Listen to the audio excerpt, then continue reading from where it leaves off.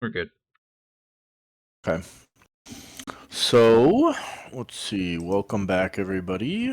Last episode, we finished up with a reunion between Ulfgar and Talus, his childhood friend from wherever he's from. And turns out she is, in fact, not kidnapped. She is a member of the Cult of the Dragon. Kind of a middling member, in charge of overseeing the hunting lodge that is at the other end of the teleporter from Castle Nirtar. She does have a small retinue of bodyguards and kobolds at her disposal, but rather than conflict, you guys chose to negotiate, and she gave you some assistance in your next endeavor, which is going to be finding the floating castle in the sky that is linked to the nearby town of Parnast. Let's see, you guys all gain the benefit of a long rest, and in the morning you depart the hunting lodge and head for Parnas. Is there anything else anybody wants to do here at the hunting lodge before you leave? This is a dumb question. Is the castle currently flying? Like, how are they getting shit to it? Like, is it always flying? Is it like a perpetually flying castle? Can it like land? Does it go from one location to another? How are they getting like all these? Are you asking Talus? Well, yeah, in this case. So she will tell you that it's her understanding that the castle can dock, for lack of a better term, in Parnast. Okay. It's not perpetually floating around in the sky. It can be moved and landed. Although it can also be reached while it is flying if you have a flying mount of some type. Got it. That's not. It's probably not a hard thing to come by, I guess, with them anyway. The whole like Cult of the Dragon thing. Right. We've already fought what? Guard drakes, ambush drakes, right? Is that what they were? Is that what the drakes that the troll had? Troll had ambush drakes. You have fought guard drakes. Giant lizards. Yeah, those don't count. What were the first one? Was it at the very beginning of the campaign when we were in the cave, the cultist hideout that was abandoned? Were they guard drakes as well? What were they? Yes, those were guard drakes. Okay, so really all we've encountered is guard drakes and ambush drakes, but in my mind it would make sense that the cult would have access to, I don't know, other drakes, other flying wyverns, dragons, younglings, wormlings, whatever it may be. In that regard, Talus also did inform you that obviously the flying castle is the home of a cloud giant. And, in addition to that, she informed you that there was a white dragon that was present at the castle as well. So she gave you his name, which is like Glazel or something like that. The giant's name? No, the Cloud Chaser, remember? Oh, it was Glazel. Glazale. Glazhael. Glazel, the Cloud Chaser. It's from the last post, 1145. Glazel, the Cloud Chaser. She also gave you the names of the other worm speakers. Varum the White, whom you have promised to kill.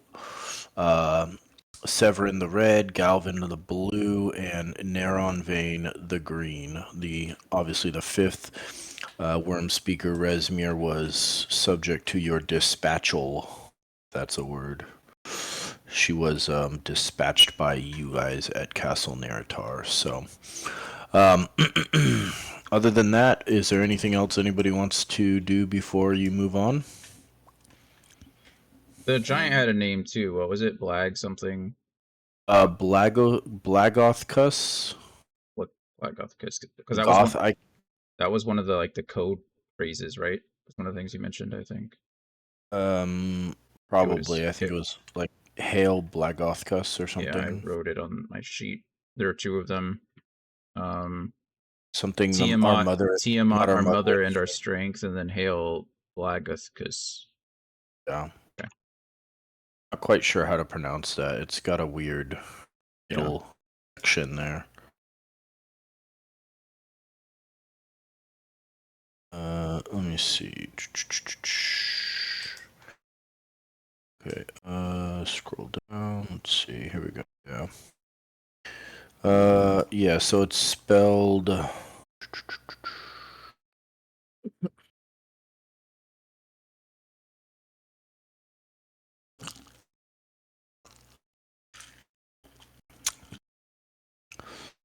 is it?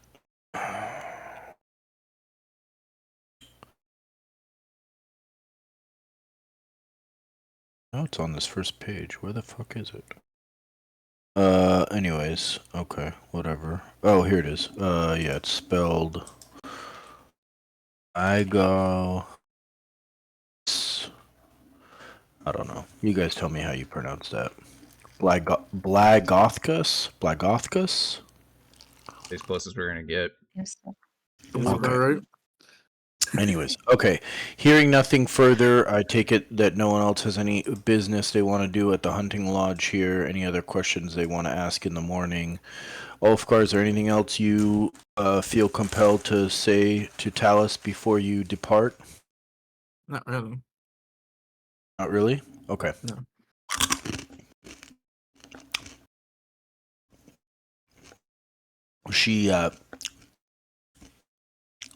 She feeds you a nice breakfast prepared by hunting lodge staff, and points you in the direction of the village of Parnast, which is about a 5-mile hike from the hunting lodge on the far side of the mountain, through some forested hills, over logs and rushing creeks, and along muddy trails. It ends up being at least about a half day's walk to get there. And as you arrive in the town of Parnast, it is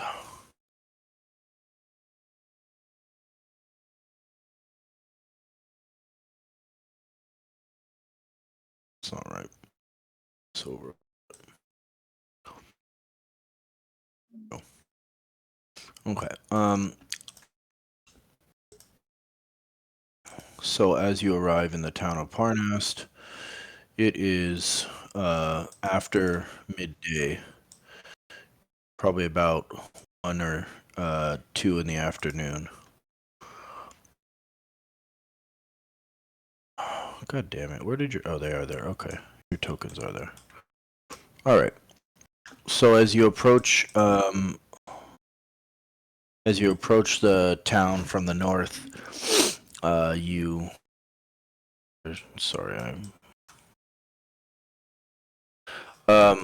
approach the town from the north, you see a series of small buildings that lead past, a road that lead past small buildings into kind of a town square area.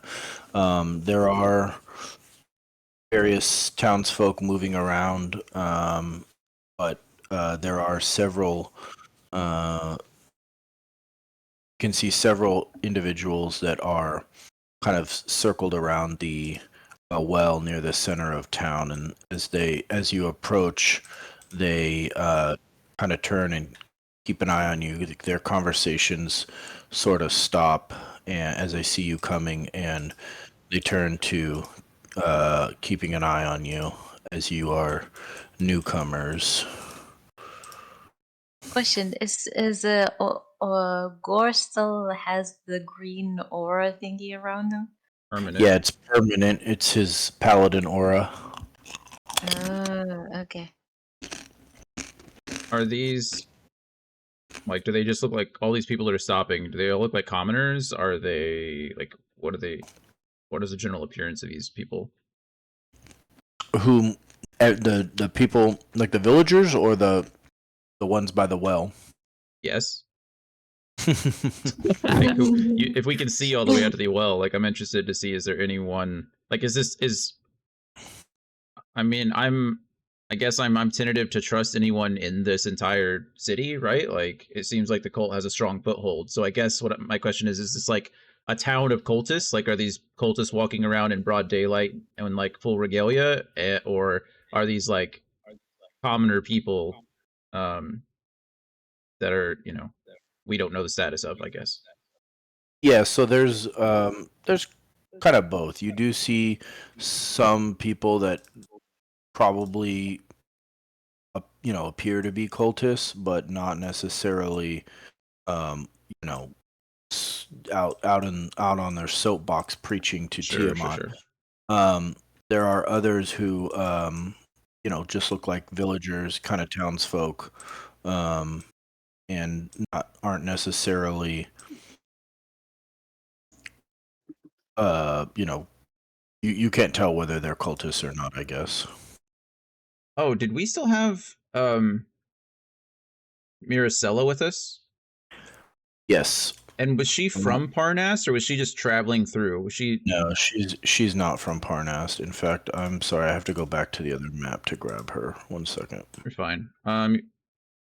Probably assign her to me, I guess, if Bryn is not going to be here tonight. Yeah, I think he's here. I think is he? No, in he's Roll20? left completely. He said Oh. he's not. Gone. Oh. Hopefully, whatever he's doing with it, he's fine. Okay, so does somebody want to take over Bryn's character? I mean, yeah, I can play it if nobody else wants to, or if nobody objects. I'll control all three. I don't care. Okay. Would we say she was a scout?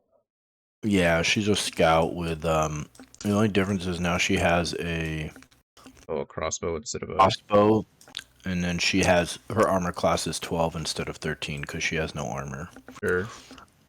Okay, let me just make sure you can control her, Jonathan. And then I gotta give you control of Bryn too.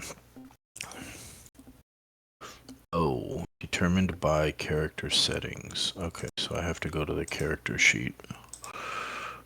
Bryn. Character sheet. Abilities. Bio. Edit. Controllable by Jonathan. Okay, save changes. Alright. Okay, you should have control of yeah, it looks Bryn. like I do. Leah, one point of clarification. It shows on my screen your hit points are 49 of 40. Oh, I didn't increase the actual maximum. Okay, so it should be 49. Yeah, it should be 49 of 40 then. 49 to 49. Yeah. I mean, yeah, that's what I meant. Yeah. Okay. I just fixed All right. it. Okay.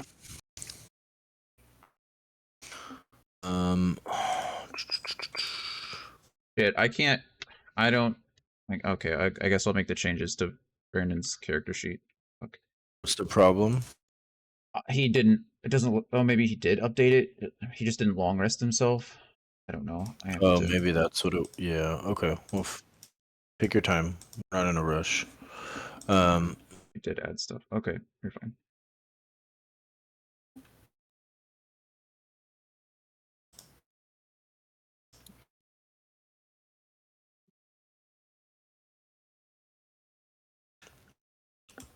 So yeah, to answer your question, there are villagers that look like villagers. There's also individuals who, that You already have discovered that the village is under the control of the cult of the dragon. You know, it's no shock that there's going to be cultists here, obviously enforcing that control. But you know, some individuals, you know, probably look more like they belong to the cult of the dragon than others, and so it's hard to tell exactly who is who without, you know, just based on their appearance, I will say. Got it. So I guess we just walk up, start chatting. You want to do that? I mean, is Parnast our goal? I mean, can we see the flipping castle? Like, is, But I thought our goal was still first to kill what's his name? The one that Talis wants to kill. Varum? Yeah, Barman. I thought she said he was probably going to be on the castle, though. He Yeah, is that's what I thought. cancel, yeah. Okay. I thought he was gonna be in here. So our technically goal, I'm thinking, is first to get into the castle somehow, which we do have like the banner, but we don't have anything that can fly. Well, if it's docked here, that's what I'm asking. Is if we can, Yeah, like, true. I imagine it's a pretty decent sized castle. It's made for giants, I don't so see it. I'm curious if it's like visible to us, or if we need to ask for its location. I mean, if it's 5 miles or so, 10 miles, 15 miles, like, how far is Out it? of I guess character, it looks like it's here, I think. I don't It's know what? what that is. Like all the way at the bottom of the map. Oh, that this. Oh, That? there it is. Yeah, look, the castle's docked. They said it was docked, so I guess we can see the castle. If it's on the map, Jesus, it's a lot of people. Yeah, what the heck?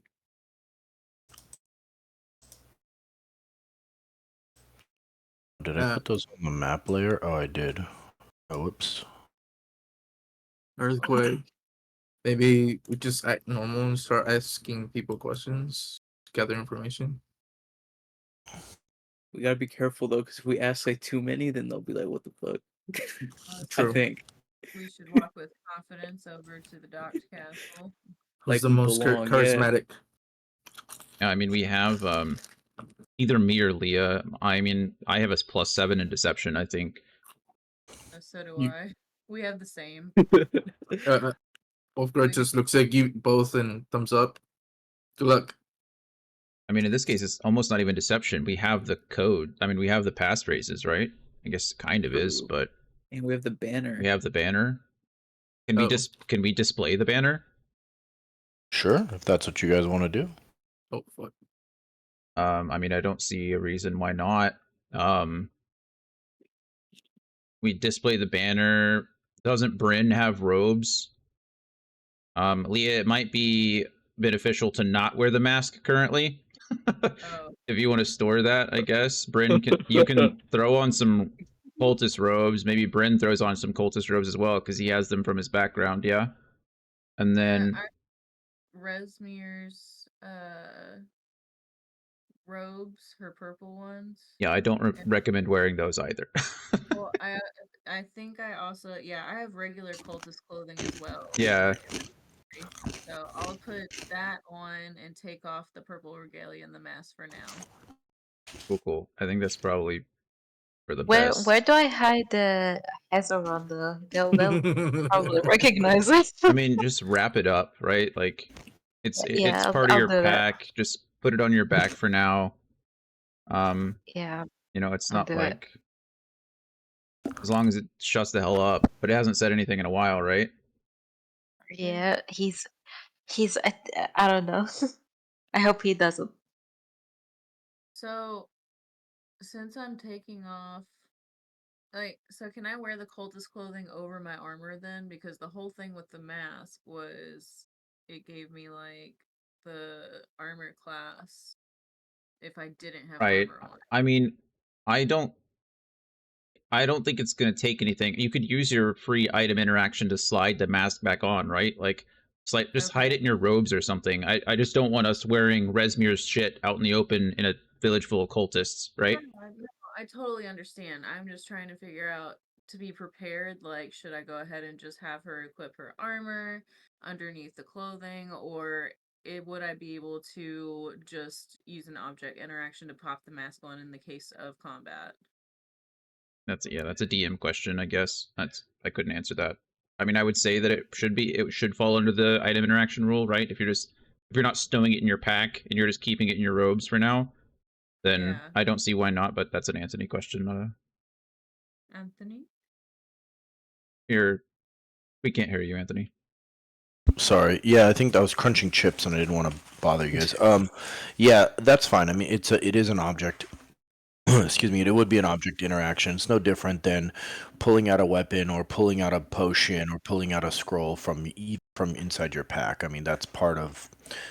You're just donning that as part of your free action. Okay. Alright, well then I'll just stow it away in my robes then and wear the coldest clothing. Okay. Bryn will do the same. He'll just toss on robes. And then I don't care. Eve or Gord, do one of you want to carry that? Since Eve, you don't have the sword. Do you want to? Oh, that'd be sick. Actually, who has the lance? Who has that spear? What's weird? Oh, I Leah. think Eve picked it up. No, I think it was Leah grabbed the Oh, spear. Dragon Gleam. Gleam. Okay, it'd be Um, super sick. Leah, give Dragon Gleam over to Eve, and Eve can wield Dragon Gleam with the banner attached to it for now. That'd be super Ooh. cool. Okay. Did I pick that up? I picked it up. I gave it to you because you didn't have a magical item. You're like one of the only ones that didn't, besides myself. Oh yeah. Okay, I must not have put it in my my thing over here. I remember us talking about it, and I think I wrote it down in my notes. No worries. Here's what I wrote down for it. Okay. You can, well, you have to click on it and look at it, but Oh yeah, the daylight spell thing. yeah. Okay. I Tiamat's remember eyes that. shine. Anthony did say it had 10 charges, but it doesn't recharge though. So unless we like super need it, I wouldn't use it. Yeah. Okay. Like I'm down to give that to her to hang the banner from. I think. Okay, I'll then. Let me put it in my inventory so I don't forget that I have it. I mean, Leah can keep it in her inventory and just put like Okay. lent to Eve or something like that. Just make a note so we know where it is. That way it's not like changing back and forth, back and forth. I'm Okay, gonna make a note of it, and put like what you have written down, and just put that note next to it. Alright. Okay. So Eve pulls out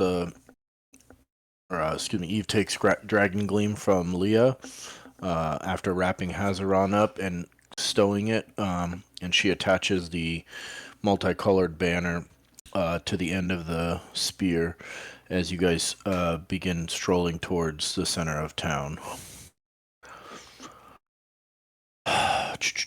The village has a few dozen houses and a small square with various buildings that include a tavern, a stable, and a shrine. In contrast to this rustic burg stands a mighty ice castle, half hidden in a fog-shrouded ravine. Walls stand 40 feet high. Huge, narrow towers loom upward, one of blue ice, one crumbling, and all of it is built to a scale for giants. Wisps of fog hide much of the castle's detail, but you see two statues standing just before the enormous gate. And you see all that from like the center of town as you advance down the road. Kind of those villagers and others kind of make way, and as you pass, but as you approach the well area, you can look kind of southish and see the makings of the castle there in the southwest corner. And you as you approach the well, the nearest guard holds out his hand in the Tiamat salute, and he says, "Hail!" Hail, Blackithgus, Blackithgus. I don't know his name. I can't pronounce his name. Blagothgus, something. Tiamat, our something. mother and our strength. Yeah, he nods and turns back to his conversation with the other guards, and they seem to be at ease. Perfect. Keep on keeping on. Right? Okay. Where would you like to go first? Do we need to try? Okay, Anthony, we need clarification. Can we see this castle in the southwest corner of the town? Like, is this castle here? Yeah. Okay. Yeah, it's there.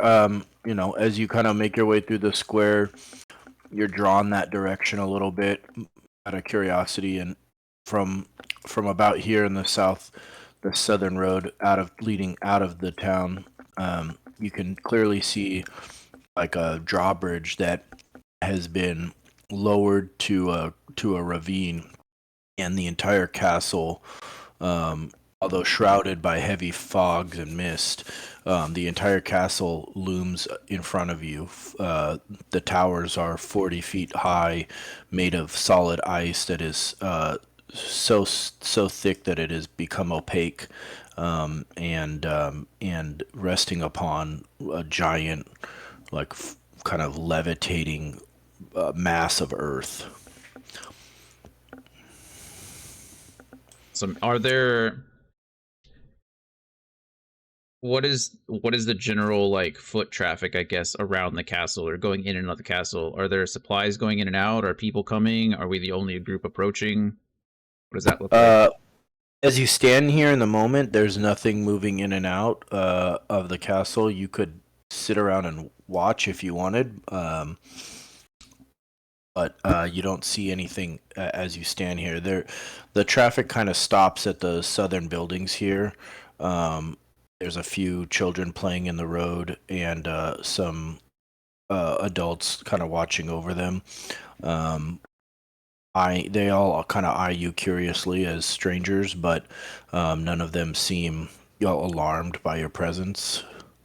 But there's nothing past that. Nothing flowing in and out of the castle at the moment.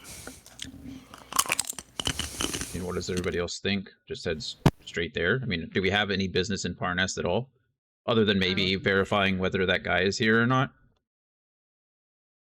I mean, Any more like healing potions or anything, like basic stuff? I don't think so. think, didn't we buy before we get here? So yeah. Yeah, we should be stocked. Theory. yeah.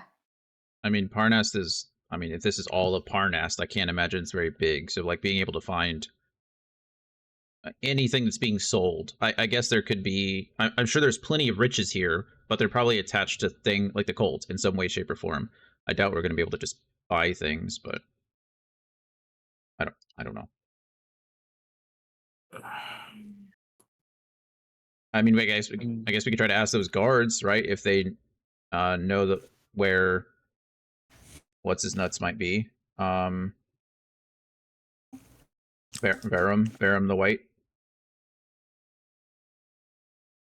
Won't they suspect us?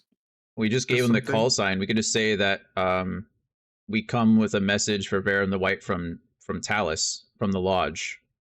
Like, Okay. like I don't think there's any. I don't know. Yeah, that could be a good idea. So you think he's like away from the castle since they're docked? I think he's in the castle personally. I do too, but it doesn't hurt to cover our bases, I guess. I mean, if they're docked at Parnast, who knows who's responsible for, getting materials on and off, who's responsible for making sure, I don't know, making sure the guards are doing what they're supposed to do. I'm sure there are cult contacts in this city, right? I assume they get some kind of news from here. And if this is important enough for the castle to dock here in the first place, I mean, it's important enough for that, right? So who knows who comes and goes through here. I mean, this seems like the only place it could go, right? We know Resmir was probably trying to get here. We know Born Grey definitely came through here, right? So Yeah, I guess my question is like, what does it hurt to ask them? Is Verum still in the castle, or is he somewhere here in Parnast? Right. Yeah, I say Yeah, let's go for it. yeah, it doesn't hurt to ask. So I'm having trouble calculating my armor class because when I leveled up, it reset it back to 10, and my breastplate gives me +2, but I don't think my armor class is 12. You should be armor class 14, I think. You're wearing a breastplate? Is it? Let me check. And scale mail, sorry. Yeah, Scale scale mail should be armor class 14, I believe. Okay, thank you. You would normally get +2, up to +2 from your dexterity, being that it's medium armor, but you have no dexterity modifier, so it should just be a flat 14. Okay. I believe. I could be You're wrong. correct. You're correct. Yeah, no, you're correct. I was just checking too. Okay. Jeez, okay. So, All right. So you guys are going up to the guards, and you're asking if Varum the White is present in Parnast, correct?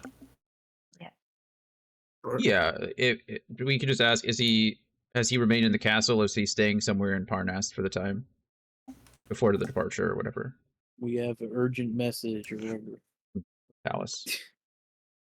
Okay, so you guys walk back to the well, and you ask the guards about Varum the White, and the guards all kind of look at each other and shake their head, unclear where Varum might be. They say, if you just wait a minute, I can get Captain Othelstan for you, though he might be able to give you more information. Can he just point us in the direction of him? Sure, yeah, he's over at the Golden Tankard. And he points in the direction of the tavern. Oh. Okay. Which is the building right over behind you right here. Could I get some quick clarification, Anthony? Yeah. So this is out of character, and might be translated to in character. So from my understanding, the way we use sign and countersign is generally the person who's requesting will give us a sign, and then we have to respond with a certain word, phrase, number, whatever the countersign is, right? Right. Do they are these, whatever it is again, hail Blagathus and Tiamat, our mother and our strength, is that the sign and countersign? So if someone says to us, Tiamat, our mother and strength, we're supposed to respond with hail Blagathus, or is that just, are those just, like they shall rise, right? I didn't write that one down. Is that another one? Yeah, there was. I have Go ahead. all hail Tiamat, they shall rise, and Tiamat, one mother and strength for the castle entry. Yeah, it should be our mother and strength, but yeah, the other two are also kind of cultist signals as well. There's not, as far as you know, there's not one dedicated like this is the sign and this is the countersign. Okay. They're all kind of interchangeable. You know, whom Salute thing. What was that, Mel? There was also like the salute. Oh thing yeah, the they- 5 fingers, or they the reach hand out. signal. Yeah. Yeah. Right, and that's kind of what the guards did when you first approached. One of them held out his hand like that and said, "Hail," and that's all he said. And then you responded, "Hail, Blagathus," and that was good enough for him. Okay. I just want to make sure that it's not one of those things where, like, if we respond incorrectly with the wrong one or something like that, then Yeah, I mean, there's no, as far as you're aware, and maybe this isn't correct, but as far as you're aware, there's no particular sign / countersign that goes together. They're all kind of generally accepted. I mean, if you were a stranger and you didn't know you were walking into a Cult of the Dragon hideout, you wouldn't know probably to mentioned Tiamat, you certainly wouldn't know anything about, you know, Blagothgus, the giant. So Okay, cool. yeah, there's no hard and fast rule as far as you're aware. Okay. So, Golden Tankard, define what was this Yeah. guy's name? Captain what? I'll type it in the Something- chat for you. Sorry, my cat is literally in my face. Oh, you're You're good. fine, man. It is Captain Othelstan. Othelstan. Yeah, that's reasonable. Okay. And he is what is this title? Or what, he's a captain, but is he a human, male human, I imagine? Are you asking the guard that? Yeah, how will we identify him? And who is he? He's dressed in purple regalia. He's the boss of the town. Okay, so the captain of the city guard, or captain of the guard here in Yeah. Parnas. Okay, that's He kind of cocks his head at you a little strangely. Where are you from again? See? give me one God. second. Actually, I'm looking to see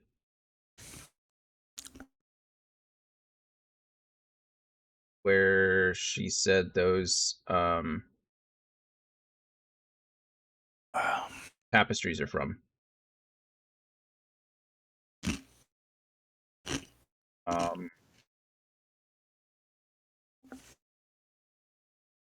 Arthur knows this. I don't.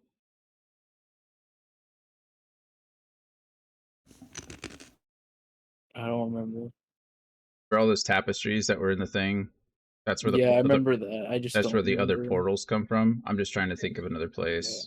That we were in the what was it, the near where we came from? Oh, you're talking about the lodge? Talking? Yeah. Oh wait, when you No, like the portal we went through, like from from the castle. from like Castle Neritar? Yeah. Do you think they would have gotten word about like what happened there yet, or should we like? I don't know. I mean, you're more than welcome to use that. Well, that's the one I remember. That's the one we remember. So feel free. It's the one we remember, but I'm worried because that one dude did get away, so I'm worried that they have word that that place has been compromised. So I'm concerned about that aspect. Sure. Okay, here's my notes. There was one it was a one with the deserts of Anarok, the one with the Mirror of the Deadman where we came from, one was Water Deep, and then one was the High Forest. So sure, we'll just say we came through the portal from Anarok and we're sent here by Talus to give Farum the White a message. Kind of nods his head. Go ask Captain Olsestan. If anybody knows, he will. Thank you. But be careful. He has no patience for dealing with imbeciles. Well, we'll keep that in mind. Thanks. Hail Tiamat. Our mother in strength. Yeah. Okay. Where did he point to? Where are we going? Yeah, so it's just right here. This one. This is the golden tankard here. So you guys make your way over there. Aracela silently watches your transactions, taking mental notes as to how you deal with cultists. As you approach the tavern, you see that a yellow tankard hangs over the door of this rustic building. Inside, though, the place is short on cheer. All conversation stops and all eyes turn in your direction. A tall, heavy-set man with enormous mutton chop sideburns steps forward and asks, "What can I get you, travelers?"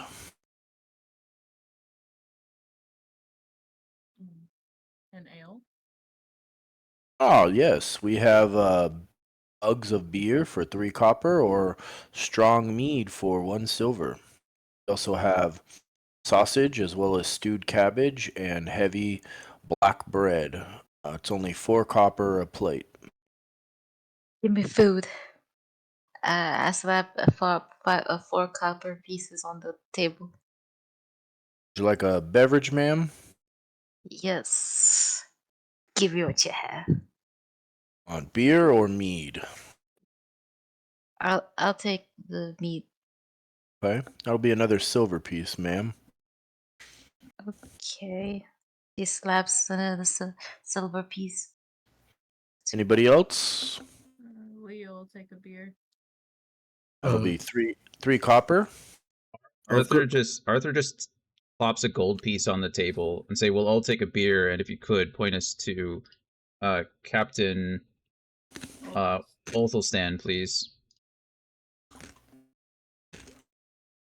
Yes, right away, he says, and he scoops up the gold piece. I'll send the potboy out to you in a moment with the finest available in my humble tavern. And he turns and heads towards the kitchen, bellowing for a cask of ale. As you look around, people kind of slowly turn back to their conversations.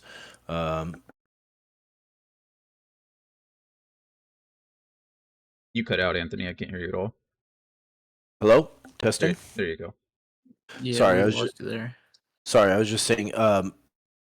He heads to the kitchen, bellowing for a cask of ale, and the other patrons of the tavern kind of slowly turn back to their own conversations as you stand in the doorway, still, not having taken a seat anywhere yet.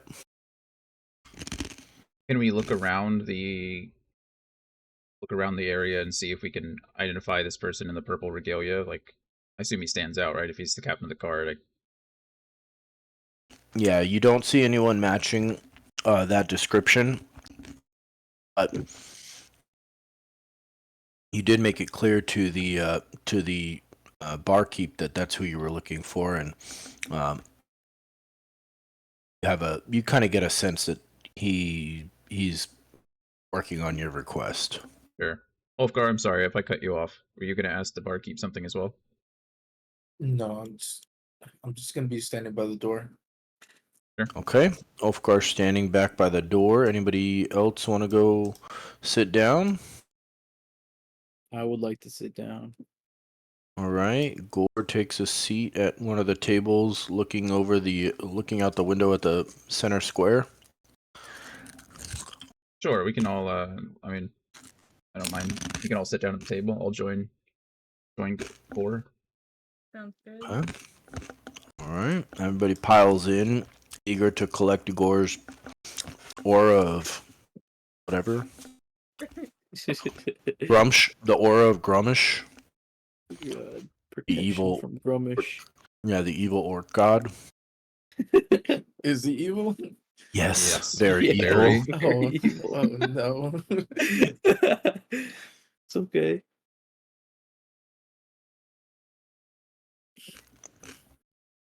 Let's see,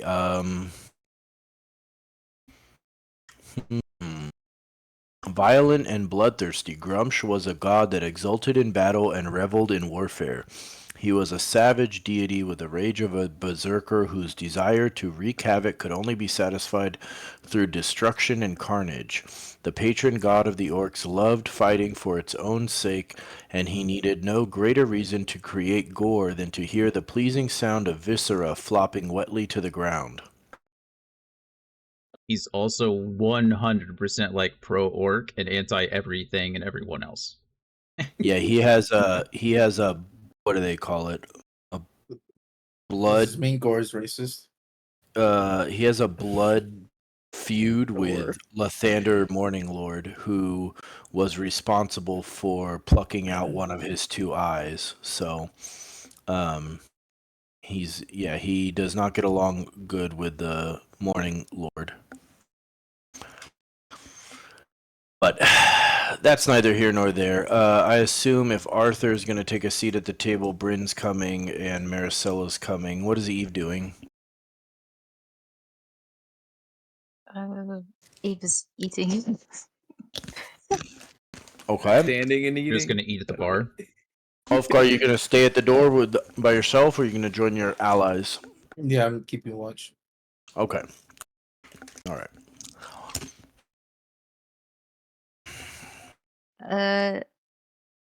Yeah, so she's just gonna eat and watch out for anything suspicious around. Everyone's suspicious, Eve. I That's know. why we're here. Well, anyone who recognizes us or something, and like, you know how they are going around spreading the word.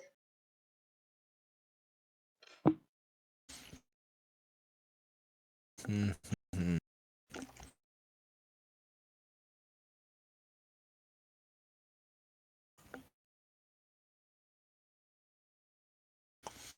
Okay.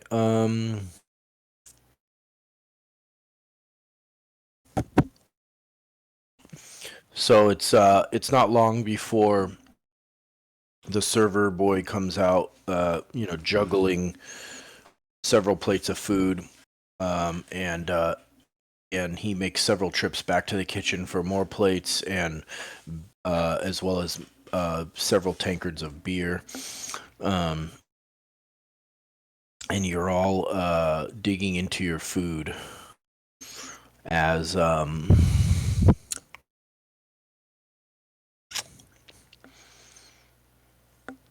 Captain Othelstan enters the tavern.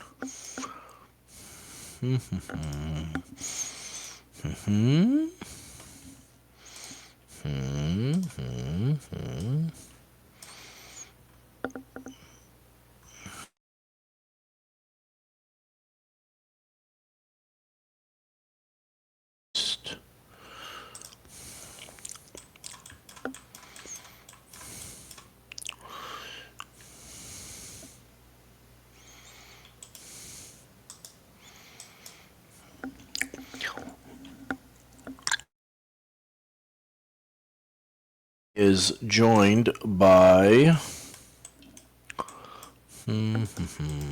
copy, paste,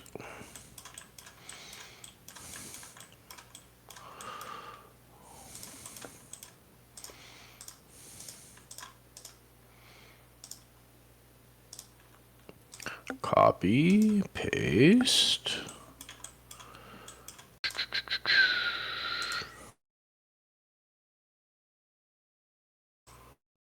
Sorry, this is one moment, please. Technical difficulties. Step away to use the restroom. I can hear, but I can't talk, so someone else can do their thing. You don't Sounds need me. good. I'm not important. Chill. All right, he is accompanied by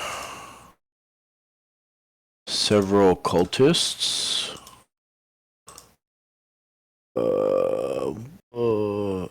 Oh, no, that's not right. They're not cultists. Hold, please. Technical difficulties. Here we go. Copy, paste.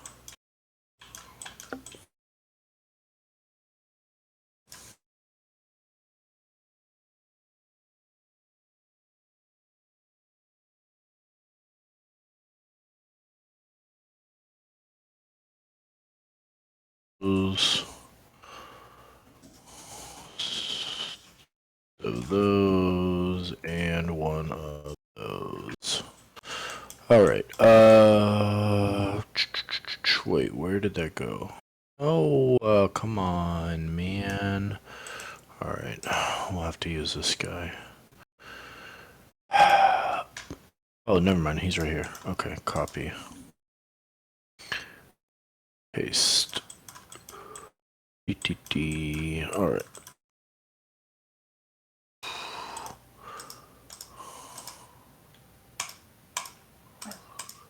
Oh, wait. Never mind. That's not gonna work. All right, hold on. I'm sorry. Your DM sucks. Okay, man. I'm gonna use the bathroom. Okay. Is this guy gonna have an army? Yeah.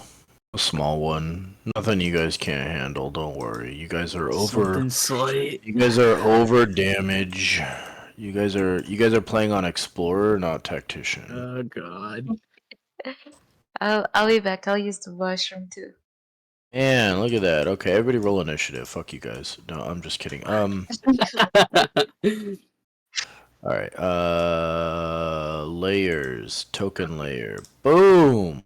Fuck you guys. Okay. Wow. Who's the fancy looking one in them? With the bandana thing? Who dat know? Okay. All right. Actually, let's do this. Question. Where's that guy? I lied. Okay. Okay. There we go. So Captain Ultostan enters the tavern as you guys are trying to quickly eat your ale and quickly eat your meal and drink your ales, and he barges in right as Eve shoves a huge mouthful of kind of dry bread in her mouth, and she's like kind of just really chomping on it, trying to work through it. And right as he bursts in the door and shoves his way past Ulfgar, not quite realizing that the dwarf is with you guys, but the patron tavern keeper, kind of watches him from behind the bar walk into the walk into the tavern, and he kind of nods in the direction of your table there, and Captain Ulthostan turns towards you and he says, I hear you're looking for Varum. Yes, sir. Arthur stands up and yes, that is correct. We have a message from Talus. And what is that message? My understanding that your name is Othelstan, not Varum. Is that correct? Listen here, you snot. Listen here, you snot rag. I run this town. I don't know who the fuck you think you are, but you answer to me. All I right, have a feeling out of character. Sorry, out of character. I feel like Anthony's just letting his frustration out for us going all to the bathroom at the same time. What? Joking, I'm joking. You go ahead. Unless you can pull out one of the masks of the dragons and show it to me, I don't think you run anything right now. Go ahead and give me an intimidation check. I'd like to help them. How? Not very intimidating. Actually, I have a 4, I guess. I mean, I could be that asshole and pull out Resmir's mask, but that would ruin everything. That would definitely that would not be good. I know. I mean, Eve does have the banner. I mean, one of you can always pick up the banner, I guess. Yeah, that'd be more for a persuasion, I would say. Okay, so just a normal roll. First roll, 12. No, I mean, my character could just like stand up with their arms crossed, looking at him like menacingly. Okay. So he kind of backs down a little bit. What'd you say again? You said unless you have one of the dragon masks? The mask of the dragon. I assume there are multiple, right? The black dragon mask. We know that Varum is the green. We know that he has the green dragon masks. I assume we know that the worm. Just a point of clarification. Varum is the white. Oh, that's right. I'm sorry. Yeah, but yes, but you're on the right track. The worm speakers have the masks. Yes. So like that was essentially my inference or my implication was that I'm under one of the command of the worm speakers. So unless you can also show me a mask, then I don't think the message is for you. Talus is no worm speaker. But the message that I have is for a worm speaker.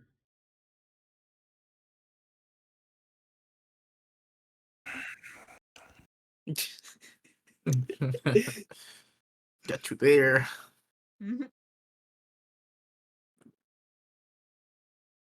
Very well. I know not where Varum the White is. So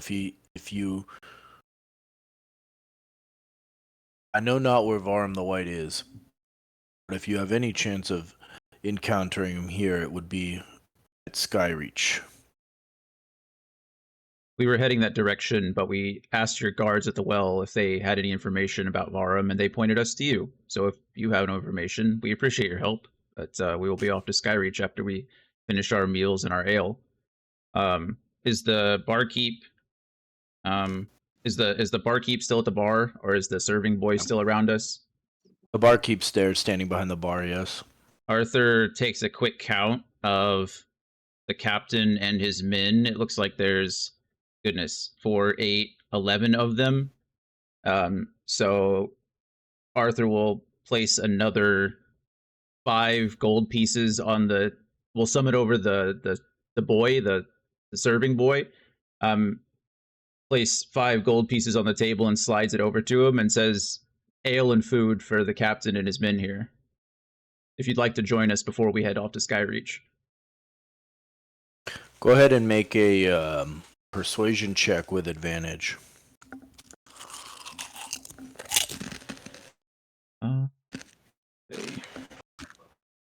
I'll be right back.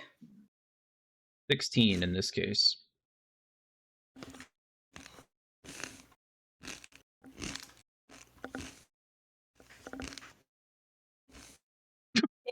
Oof. Oh, thanks. And he kind of turns and pushes his way back out past Ulfgar. His guard group following him. He looks over to the barkeep or the tavern keeper and says, "Keep the gold. Buy a round for everyone else in here, then." Very well, sir. And you see one of the patrons who looks more like a villager than a cultist kind of raise his tankard. Here, here. Thank you. Hail Tiamat, and I'll raise my tankard to him as well. See his expression. Well, give me an insight check, actually. Anybody else want to help me with that? I'm sure. Yeah, everybody go ahead and give me an insight check.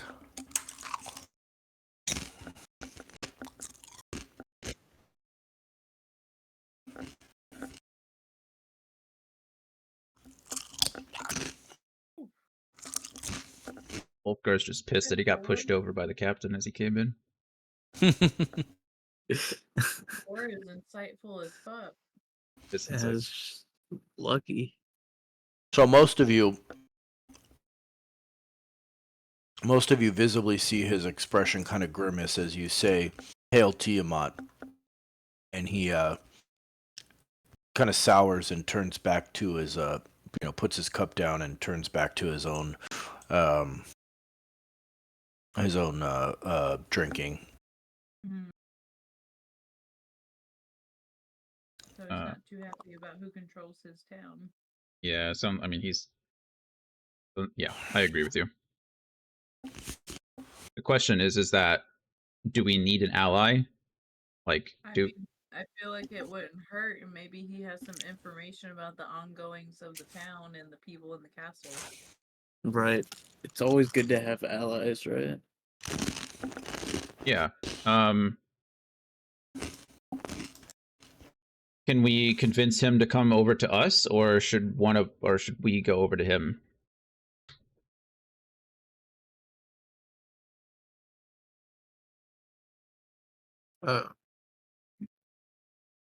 True. Oh, Balthazar says, "Nice."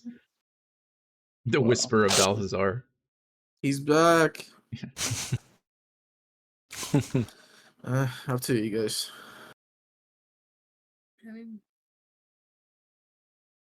Yeah. Let's see if we can call him over. We all agree, if that's the case, if that's the consensus, is that we, maybe regain another ally, maybe gain some important information. Jesus. Okay. Sorry, I couldn't help myself. I couldn't help myself. I'll blur Sorry. that on YouTube. No problem. It's fine. We've now went to M-rated deal banned. It's banned. It's gonna be on I there should- forever. So that's good. Let's, Blame Will. yeah. If we call him over to us, will he come? Go ahead. Make a. I don't know. What are you saying to him? Hey, I guess. Leah. Actually, you're telepathic, right? Sure And you am, can you're see right. him. And he's within 30 feet, I'm assuming. Yep. Just So Entice him. I'm No. going to mentally talk. I'm going to talk into his head and tell him that we are. Should I tell him that we're undercover? not at first. Just tell him. Like, I think we have some business to discuss that, like, our interests align. Yeah, if you're truly not an ally to the cult, join us at our table and share a drink with us while we talk. Okay. I'm going to send that thought over to him. Okay. Remind me, is it's not like sending. He can't reply, right? No, I don't think so. Let me read. I never remember how that works. Honestly, I it's can telepathically speak to any creature I can see within 30 feet of me. We don't need to share a language for it to understand me, but the creature must be able to understand at least one language. It doesn't really specify anything about it responding. Yeah. So I'm gonna say no. It says you can telepathically communicate with another creature. I don't think it's not like sending where he can respond. So okay. So Yeah, tell me. so we're giving the like situation where if he agrees and understands, his response is to get up or stay there. Right. Okay. So tell me again one more time what are you communicating to him telepathically? If he is no friend of the cult, that he should come over and share a beer with us, that we have some things that we might need to discuss.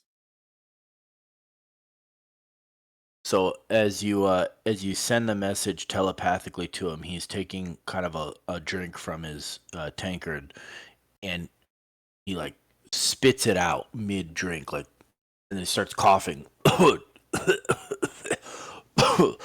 and he's looking around, and he looks over and he sees you kind of locking eyes with him, and everybody else in the tavern kind of looks over at him, and he's like, went down the wrong pipe.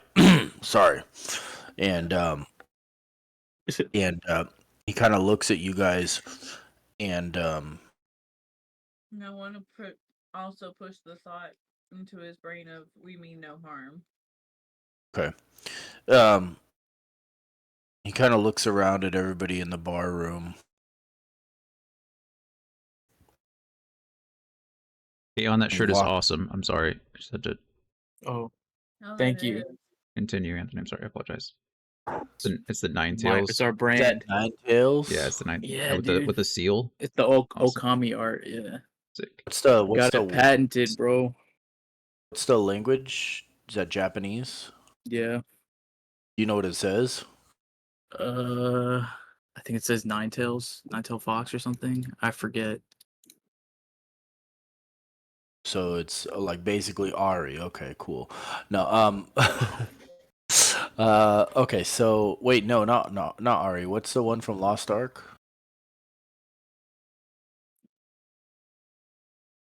I don't fucking know.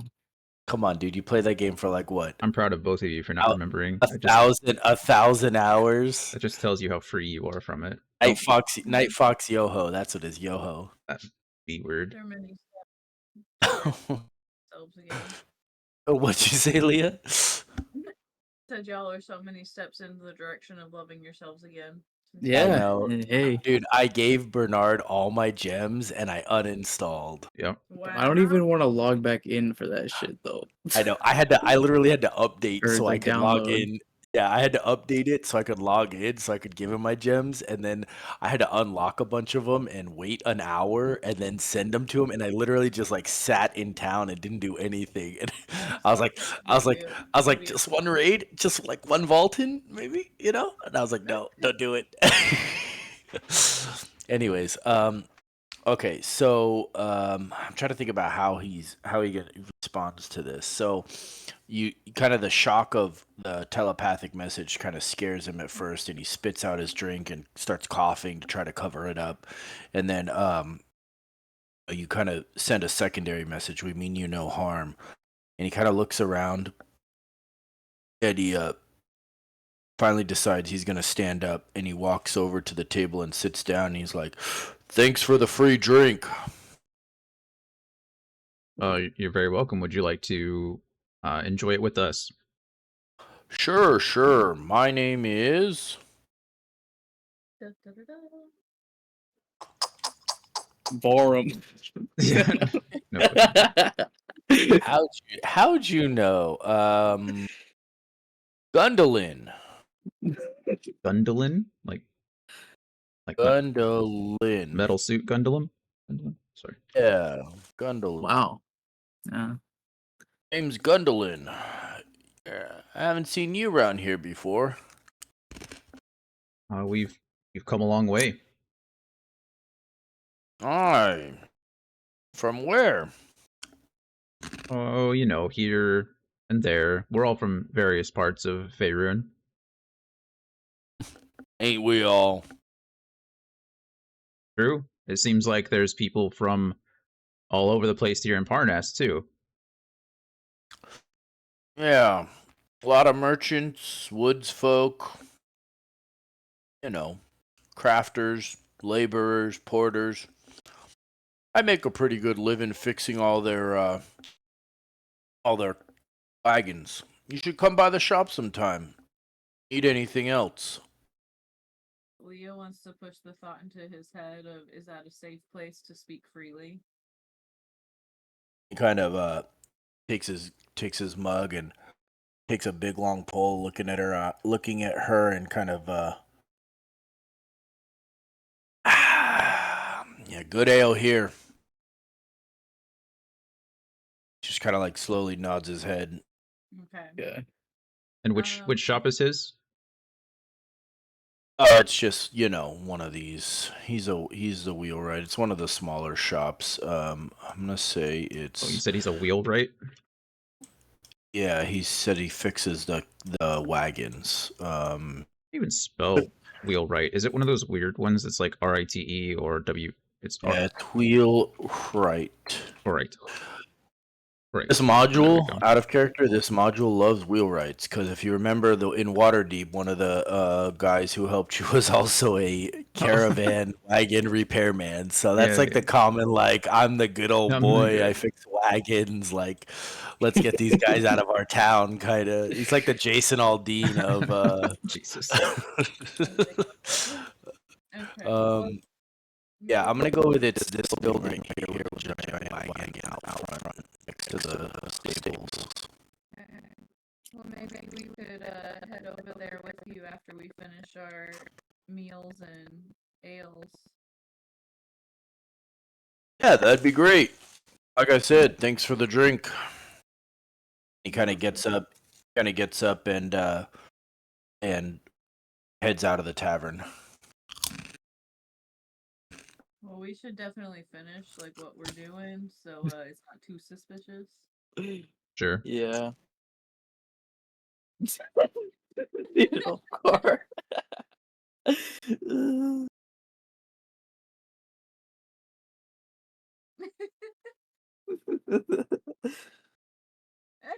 Wow, that's crazy. Bunch of sitting ducks. I love that. Okay, who was that? Inspiration. Yes, Kayhan. Oh yeah, the sound effect, yeah. All right, so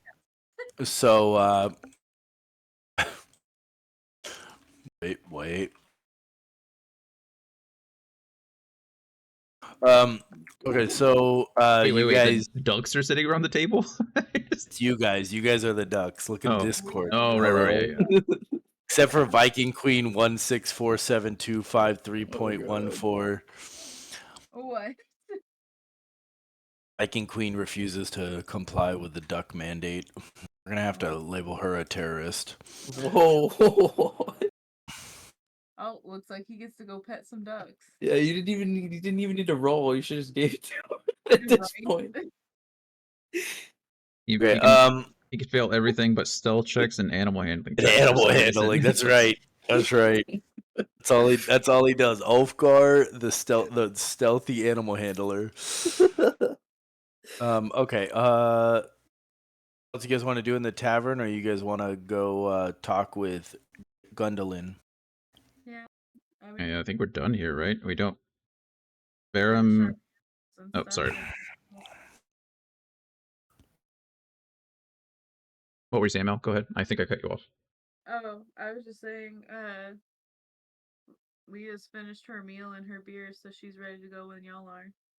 Okay. Sausage and cabbage were particularly disgusting when the bread was quite stale. What? But it did get the job done, and you feel sustained to go on for the rest of the day. That's something, at least. I'm good with. I agree with Leah. I'm done. I mean, I paid enough gold to have everybody in this town drink right now, so I think that's 50 mugs of ale. 3 copper piece per mug. So I thought it was a silver piece. Oh, that what was was it? for the mead. Okay, so 50 mugs of mead for everybody in the town. Essentially, double that, triple that, I guess. 150 mugs of ale for whomever wants it. So, plus a hefty tip on top of it. Dang. Yeah. So I'm not. I think our bill is squared. Is what I'm saying. We're paid for. Yeah, I'm good to go. Gore's All right. ready. All right. Arthur the Generous leads the rest of you over to the wheelwrights. And as you knock on the door, Gwendolyn opens it, ushers you inside,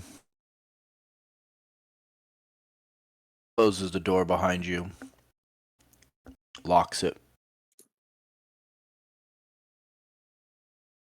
Who are you?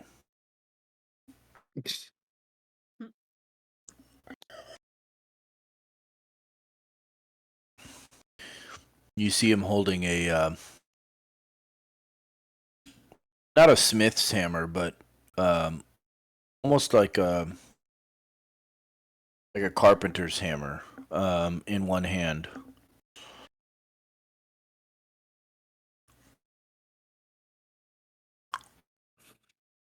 Is anyone gonna talk to him? You No. spoke first. Congratulations. You get to do it. But I'm not charismatic. I don't. You're just talking. Still talk. I mean, we still gotta convince them that if we need help, they should help us. We can roll that when we get to that point. Okay, sure. Just start. Hello, friend. How are you? We're looking for allies. My name's Ulfgar.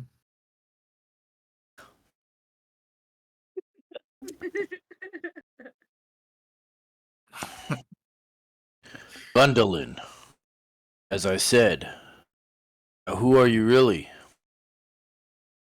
What are you doing in Parnast? Who? Well, we're You here kinda to look- take down the cult. All right, Ulfgar's just gonna throw it on out there. Hey, you let him. You let him. Here I am. I'm doing it. You're right. No critiquing. Just pointing out facts here. He kind of sets the hammer down. What the fuck took you so long? Well, We had to get here, dude. we have to get here and kill Resimir. So Wait, It took a while. Rezmir's dead? Leah's just gonna pull the mask out of her robe finally. Yeah. You let him Holy- talk. Holy fucking shit! And he looks almost giddy. You killed Rezmir? You actually killed her? How? And Leah With the- tucks them back in her robes. With this blade. These hands. These hands. I'm dead. He was like, I'm her.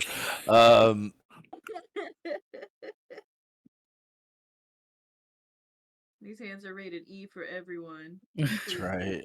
Yes. Listen, right. if you have people that could help us, we're here to take down the cult. Any information that you have, like that could potentially help us. Yep. We already have a way to get in, but we can use all the help we can get. Okay, go ahead and whoever's the most charismatic of y'all, go ahead and give me a persuasion check with advantage. Okay. My That would be- persuasion is a 4. And Mine is a 4 as well. go ahead and give whoever's doing it his guidance. Sure. You can go ahead and roll with advantage, Leah. I'll guide you and help Okay. you. Advantage. Hey, yeah. we're out here Easy. And she critting. crits. Tell us Oh. everything, Gundolin. You Yes. wheelwright bastard. These aren't the cultists you're looking for. These are not- yeah. Yeah, follows Okay. madly in love as he gets lost in her eyes and just builds Exactly. his entire life story and any information. He has this weird flashback of like a small lizard-like creature resembling a kobold kind of staring at Leah's voluptuous behind, and he's just like, Okay, dude. yes, he's like, yes, mommy. Hey, bro. Ulfgar's like, hey, I was up here. Which Even though ironically he's is actually, small. I was like, ironically might be lower than Because I am Leah's. dressed this Right, way. TV down here. Eyes down here. He's like standing just below Leah's Yeah. big breast line. Yeah. just because I'm dressed this way, okay. All right, so look, Gundolin spills the beans. He tells you a little bit about his background first. He is a human male. He makes wheels and fixes axles for all the merchants and woods folk and others. But more importantly than that, he wants the cult gone out of Parnast. He tells you the following information for all you note takers. Oh shit. Number one, Go ahead. the highest ranking member of the cult to frequent Parnast is the half-dragon worm speaker Rezmir. Okay. Well, Obviously, you have told him that Rezmir is dead. Number two, Rezmir's deputy is a cultist veteran and Alright, I'm dragon. back. Sorry. Holy shit, you've been gone this whole time? Eve's already dead. Okay, Yeah. that's not true. Alright, Uh, number two, Rezmir's deputy is a cult veteran and dragon soul. What's that? Asterisk, I don't know what the fuck that means. named Captain Othelstan. Oh, oh, good. That would have been good information to know before I tried to intimidate the fucking dragon soul of Rezmir, but Hey sure. man, it worked out. He commands the cult forces in Parnast, and he monitors all visitors and merchandise passing through the village. Great. Lovely. The cult, number three, the cult has controlled Parnast for more than a year, and it basically brought in a company of thugs to take over. Number four, Jesus. some Hold on. some time I'm sorry. True. Like, give me a minute. You said the cult has controlled the town for over a year, and then what More else? than a year, and it basically brought in a company of thugs to take over.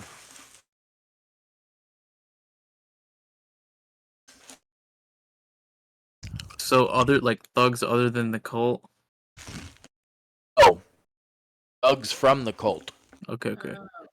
Okay. That's what I was. Is anyone else hearing really loud battle music? Where? No. It's coming from. I mean, It roll might 20 be from roll 20. has music playing, but I've lowered my sound, so it might be. It just got really aggressive and tense like 30 seconds ago. This is Ice Dragon by capable top audio. Yeah. Oh. Yeah, I think I have it Music. muted. Or when y'all are. Okay, number 4. Some of the villagers were already cult infiltrators, and others have since signed up. It became clear that the cultists were rich and had a private army. Oh. So some of I don't these- know what that means. I don't either. They were Where's the already infiltrators? cult infiltrators, meaning that Yeah, there were members of the cult of the dragon already present in Parnast when the cult kind of came in and took it. Oh, okay, I don't like the word infiltrators. 'Cause that implies because we're infiltrating a cult right now. That, in my opinion, that implies that I I'm think sorry, they're infiltrators or some shit. Yeah, they were cultists that infiltrated the town, as opposed to you guys who are infiltrating the cult. oh, Gotcha, okay, gotcha. that okay, you're right. That makes more sense. Okay, cool. Yeah, some of the villagers in Parnast were already cult infiltrators. Okay, cool.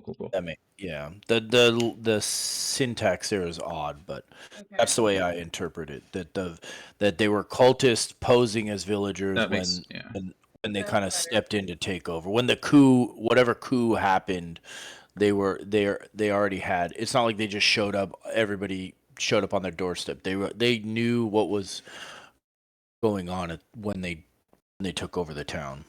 Got it. Okay. All right, number.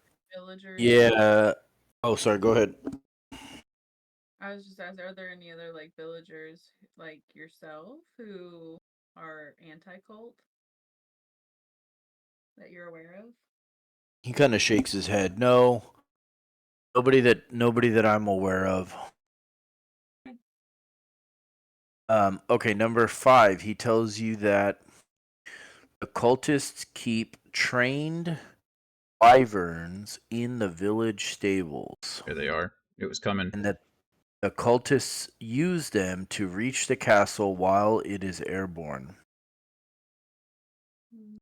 However, he doesn't know where the castle goes after it leaves Parnast. It has come, it has gone, it has returned, it has left. Doesn't know where it goes when it leaves, but it does leave Parnast, and oftentimes cultists do use the wyverns to rendezvous with Skyreach while it is airborne. It comes back. what? Castle always comes back. Yeah. And then he tells you that the two passphrases that he's heard cultists using are Tiamat, our mother and strength, and Hail Blagothkus. Those we knew. But still, that's a lot of great information. Thank you. Wow. Dang. It's a shame that he's the only one. Yeah, I mean, Only one. he shared a lot of information with us, so Arthur is willing to share quite a bit of information with him in regards to kind of what we're doing. We several of our party have allied with the Harpers and the Order of the Gauntlet to track down the cult and stop them from ransacking, towns along Faerun or across Faerun. We were, as we've already mentioned, able to defeat Resmir, and we took over one of their waypoints north of Waterdeep. We've come here. We've continued to track the cult here, and we are just currently trying to make our way to what's it called? Skyward Castle? Was it Skyreach. Skyreach Castle? As we're told that a lot of the treasures that they've stolen are being congregated there. And we imagine that they're going to be used for some nefarious means. I don't want to go into the whole. I'm not trying to cause panic. I think we're aware at this point that they're trying to summon Tiamat. We know that that's their goal, but I'd rather not reveal that piece of information just yet. Just be like, the cult has done some terrible things. We're trying to stop them from doing worse things.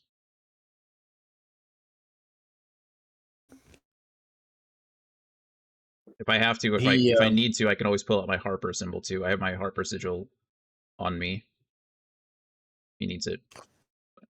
He appreciates the mutual disclosure of information, and in return, he tells you one final piece of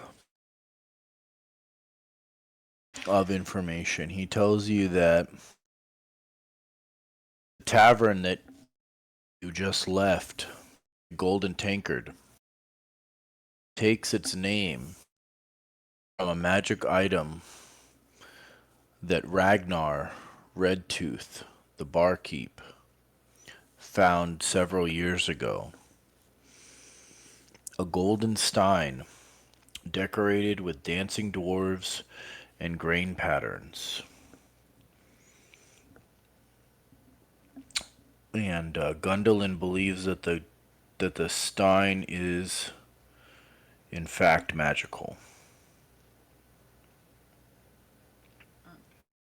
Any specific? It always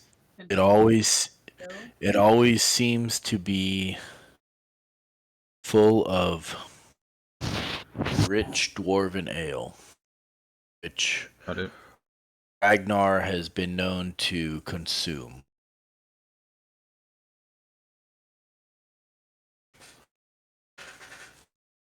Okay. Dang, infinite ale, dude. I mean, as cool as that is, something we might be able to come back and get, but I don't know how an endless, mug of ale is going to help us in this situation. I'm not saying that to him. That's what I was gonna say. What'd you say, Matt? I think it's the answer. At one of our Airbnb locations. Oh, true. Set up a nice little bar room at the castle and Pay for the mini bar. It could be a membership, it could be like a club, and we could do a monthly membership. Arthur is starting to get some serious. Go ahead. How to spread mononucleosis 101. Everybody drink from the magic ale or the magic stein. You just pour it out. Arthur's getting some serious buyer's remorse as he's claimed the castle in the swamp and realizes that there's a flying castle literally 100 feet south of us that he now really fucking wants. It's gonna be part of our fucking Airbnb empire. We're gonna claim all the fucking castles and all the masks. Take all the castles. Yeah, we'll just put it on top of our other castle. Oh my gosh. A flying castle, a castle, and a flying castle on top of each other. Stacked castle. That would be sick. Wow. Actually. The cost of staying in that castle is going to be exponentially more expensive because we can take it anywhere as a cruise, but in the sky. True. We have a castle at True. I want a castle. We have a castle at home. Castle Neritar is the fucking castle at home. Oh god. Okay. Gundolin. So no allies. no one can help us because No. everyone could be suspicious. Yeah, and in fact he warns you that several of the villagers are in fact in league with the cultists, some before the takeover, some after, but no one stands up to Captain Othelstan or his guards. What was the name of the barkeep again? Ragnar the Red Tooth. Yeah, Right. Ragnar Redtooth. Thank you.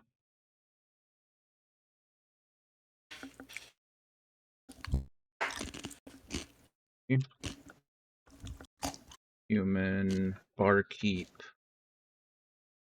of the Golden Tankard, owner of Magic Tankard.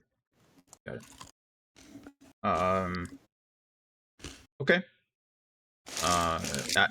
In character, I mean, the castle is still on the ground, so we, don't need the wyverns. Out of character, I really want to fucking capture some wyverns. Same. But I don't know what we do with them after we had them. We could use it as part of the whole Airbnb. Yeah. I mean, we could use them later. I just mean like right now. If they're trained, then there's a good chance that we could like use them, right? You speak Draconic now. You have the mask. Ulfgar's never failed an animal handling check in his life. So like He loves animals. I mean, I always have an advantage because it of could my be a room. situation where once we're up in the castle, like all hell breaks loose, and what if We they take call the 'em in. castle away from the ground? Like, yeah. Shit, how do we get down? How do we drive this thing? I don't know how to drive stick. Like, what the fuck? I'm just curious, like, what kind of badassery could we get into if instead of like we're just like you and I are riding wyverns up to the gates of Skyreach Castle, right?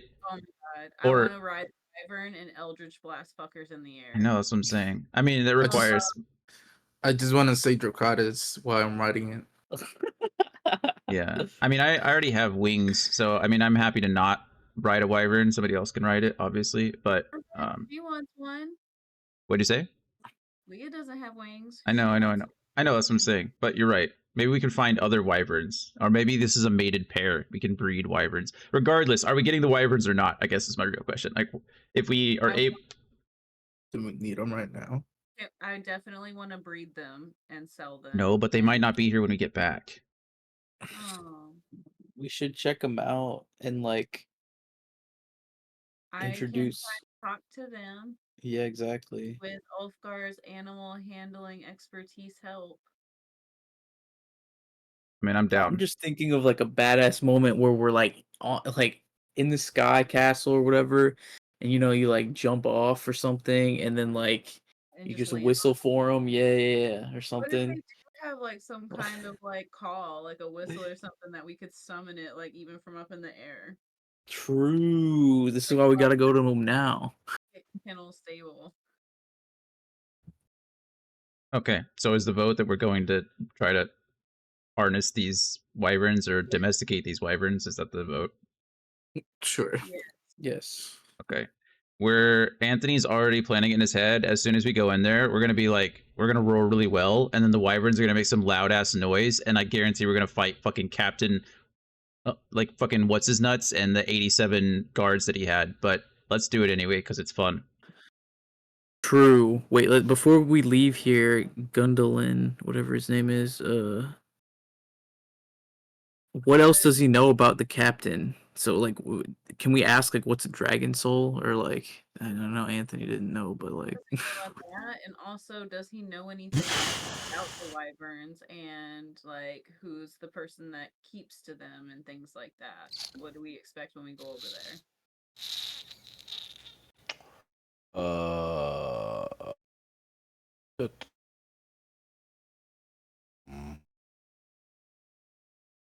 So he doesn't know much about wyverns. He knows that they have a stinger on their tail. And as far as Captain Ulfstan, Uh,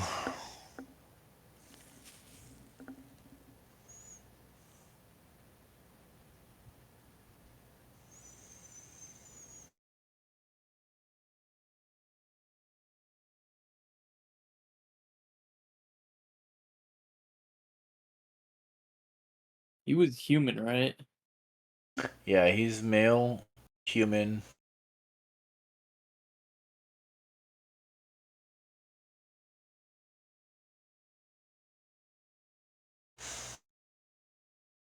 Oh, I also want to know if he knows anything about that dude that had the like bandana and the axe.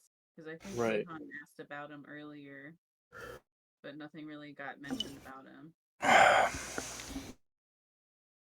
He does not. Well, fit.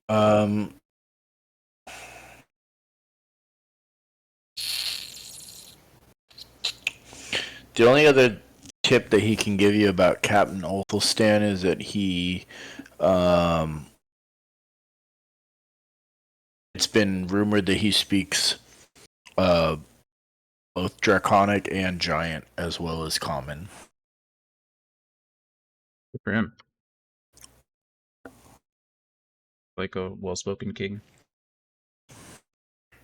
Even though he's an asshole. I mean, Yet. even assholes get to be king. True. Man. They're just called tyrants. That's all. True.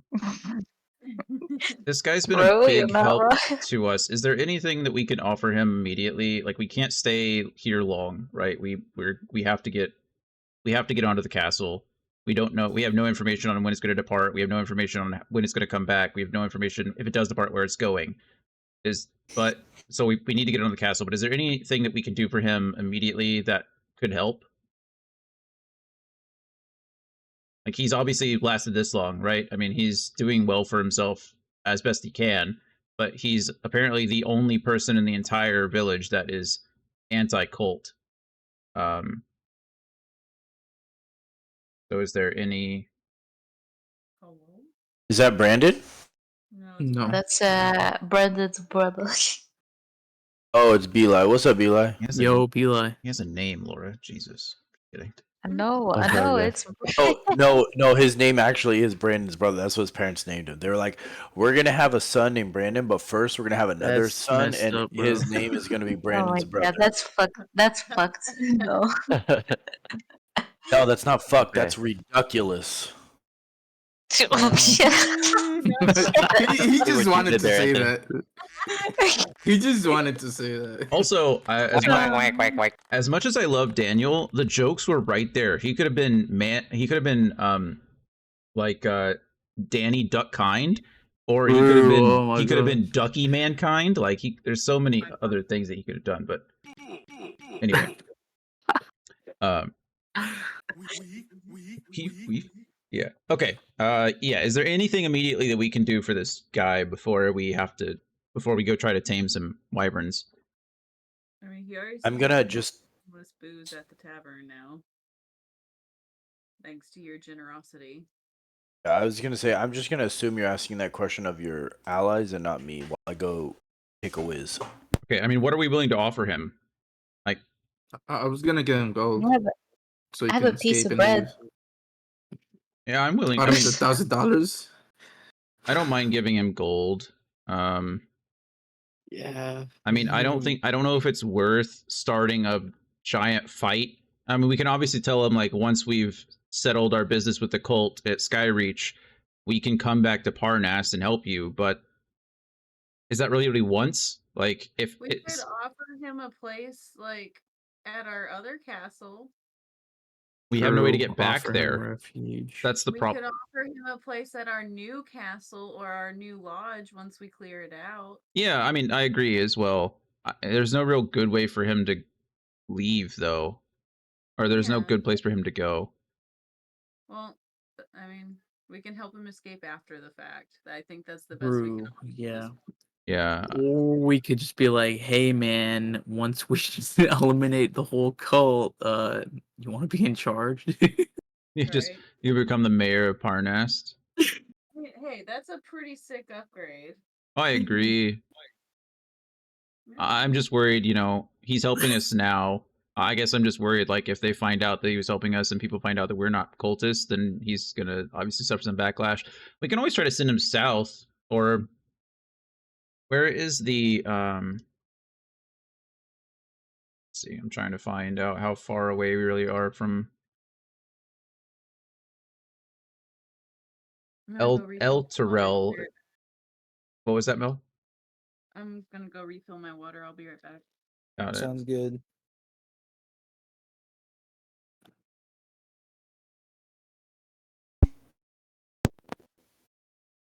Sorry, were you asking a question, Jonathan? How far is El Terrell? What? No, we were just. I think we've come to the consensus that we'll tell him that once we're done with Skyreach, we'll come back here and assist you. You know, we'll make you mayor of Parnast or whatever. We can clear out the remaining cultists. We can do whatever we need to. But the problem is, as we were discussing, we don't really have a safe place to send him right now. We can't send him back to the lodge because Talus is still there, and who the hell knows what Talus is going to do with him.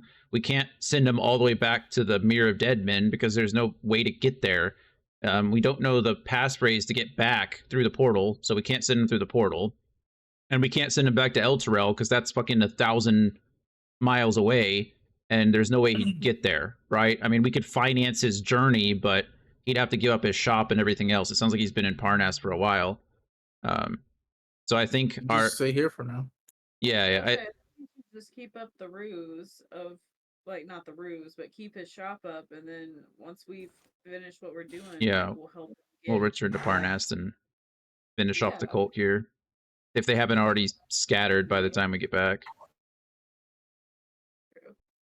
Okay. He appreciates the sentiment. He reiterates that the cult has been charge of Parnas for over a year now, and he's you know, been able to Sure. Survive and you know, conduct business as usual, I suppose. But he appreciates your offer and you know, kind of clasps your hand and shakes it firmly, sealing the promise. Perfect. Way to go, Ulfgar. You started all this off. Look at that. Nailed it. All right, let's go get my pet wyvern now. Where they at though? Are we also gonna get the castle? I assume they're located in this giant ass building just next to us. Wyverns, Correct. Wyverns are pretty big. Correct. They are, in fact, in the stables, which is this building here. I was trying to think of any other building that could have housed them, and the only two were, well, the inn, the tavern that we were at, and the big giant building that was. Yeah. So just to be clear, the only places you haven't really visited are the shrine, which is here. Yeah, here. I'm sorry, I was zoomed in. You do that That's one more okay. time. Here. Yeah, here. Can you see? I cannot. Kind of. It's. You don't see the red circle? No. No. Oh, duh. I was on the GM layer. Right here, this okay, red circle. yes. Here we go. Okay, that's good to know. I didn't know that it did that, but that's interesting. So the shrine is here, stable is here, and there was one more place that you haven't really looked at, which was oh, never mind. Yeah, that's part of the errata. Okay. So the only place you haven't really visited is the shrine and the stable. All the other buildings are kind of, auxiliary buildings. You've been to the tavern, the castle's down here. Everything else is kind of auxiliary to the town.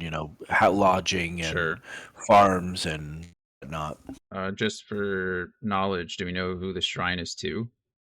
No, it's called the Shrine of. As you walked through the square, you did see that outside the wooden building was a shrine dedicated to woodcutters called the Shrine of Axes, but you did not go inside yet, so you don't quite know who it's to. That's fair. Okay. Well, and none of us are particularly religious, so I don't know that it matters to any. It doesn't matter to me. Okay. Anyone else? Does anyone else care? I mean, I wouldn't mind checking it out just to make sure it's not something else. We'll walk past there on our wyverns as we. Yeah, I like that. Okay. All right. So Library.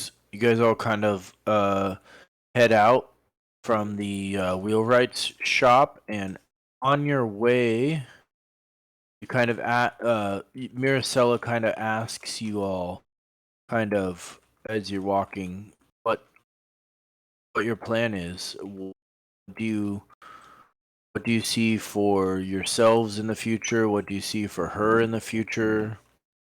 What's the plan here? What are we doing here? I mean, she was in there in the conversation with Right. Gundolin, so she I'm gonna understands go like pee real quick. she understands our position. We are here to dismantle the man. Yeah, if you have a home to get back to, we're more than willing to assist you. Like, we can escort you there after our mission is over. Because you could take in a wyvern. If you'd like to stay with us, we once we've secured, Parnast here, you're welcome to stay. We have a castle in the Mirror of Deadmen that we've secured. We have allies with the Harpers and with the Order of the Gauntlet. If you wish to join their orders, I'm sure you'd be welcome there after your assistance. Our immediate goal is we will be heading to Skyreach Castle, and we will be fighting the cult directly. That is what we were tasked with. That is our overall goal. And we invited you along. If you would like to continue with us, you're more than welcome to join us. If that is something that is, beyond your scope, then stay with Gundolin. Stay with him. I'm sure he'd be willing to, if we asked, I'm sure he'd be willing to house you, and you could be his assistant until we got back. And then once we're done and secure, then we offer you the same protection, the same support that we offered to Gundolin. That would be Arthur's point of view. If anybody else has any other input or disagreement, then please voice that. But I agree. I mean, she could help keep Gundolin safe, and apprentice with him while we do our thing if she doesn't want to come with. Yeah, if she wants money, I'll give her anything. If she wants to down. I could be sugar mama too. Melissa's completely betrayed you. Huh? Said I she would didn't- be your new lady, your new obsession, since Talus is now just a no-go. No, I'm good. Ulfgar's heart is broken. Ulfgar's still in the morning phase. Okay, so I think somebody asked if she was from Parnas. I want to say it was Jonathan. It was the answer me. was no. But she kind of expresses that if it were up to her, she'd like to return to her home of Baldur's Gate, but she realizes that that's not immediately an option, and so she is happy to kind of watch Gundolin's back as he watches her back. Neither of them are necessarily friends of the cultists, and so in that regard, they kind of have a similar interest. But she doesn't say much more than that. Kind of leaving it up to you guys to figure out how that's going to work out. That being said, you guys do approach the Shrine of Axes, and as you enter the building, Thought we were going to the wyverns. Yeah. somebody said they wanted to check out the Shrine of Axes first, so you guys walked back through kind of the Okay. center of town, past the well, and into the Shrine of Axes. And inside, you see that the building itself does pay homage to several different gods all under one roof. In fact, there are 4 different statues, each in one corner of the room. Well, not one corner, but one corner. One is a well-known goddess named Chantea. She's the goddess of like the harvest and summertime and all of that. A second one is also well-known, Mieliki, who is the goddess of the hunt and like fall. There are 2 others. One is dedicated to a goddess named Auril, who is the goddess of winter, and she's known to be particularly kind of cruel, but in a non-discriminatory way, much like the cold of winter is cruel and harsh on all creatures. There is a dead squirrel that has been left at the feet of the statue to Auril. The statue of Mieleki is, excuse me, the statue of Shantae is kind of untouched. There's a dead squirrel at the feet of the statue of Auril, and then the statue of Mieleki has been not only freshly painted, but there's also a small set of, a set of small cups and bits of bread and other small sacrifices that have been left at its feet. The 4th and final statue. Go ahead and everybody give me a religion check. But I know it. You said religion? Yes, sir. Arthur sucks at religion. So does Gore, apparently. Me too. It's okay. Arthur's I have good. 0. What you mean? Oh! Look Evie, at me, better. relax as fuck. he knows Right. everything. So Lara, Arthur, and Ulfgar all recognize the 4th statue in the corner of the room as Angharad. Angharad? Yeah, thank you. Angharad is he's a kind of an obscure, I assume it's a man, obscure elven deity that represents spring. And for whatever reason, that statue has been, it's a female, has been defaced by having both her face and her hands chopped away. So the elven deity of spring has been defaced. The cruel deity of winter has been left a tribute of a dead squirrel.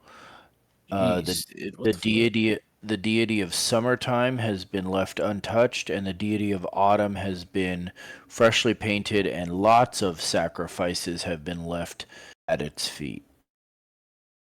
Someone Wow. really doesn't like summer and winter. Or spring and winter. Well, spring represents like life and growth and all that stuff. Yeah, and his face has been chopped off and his hands are removed. Her. Yeah, No. her. Oh, her. My yeah. fault. Yeah, my fault. I said male at first, but it's a female.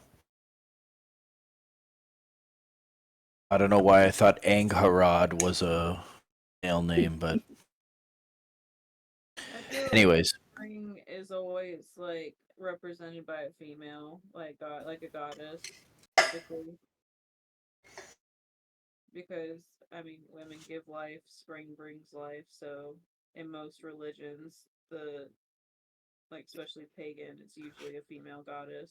Like I keep that's thinking of Midsummer movie.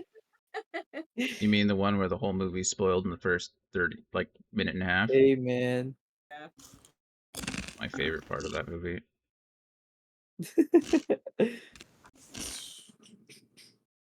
Okay, well, there's nothing here for us. I mean, we're not here to face any Yeah, I deity mean, statues or to refresh any. I don't.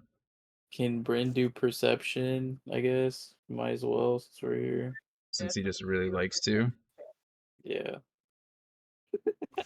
Sure. He will do that. He's been pretty quiet. Yeah, Bryn, why are you so quiet? 14. Something wrong? Bryn finds nothing outside of the description I've already provided. Is there anyone in here? There's not. Show yourself.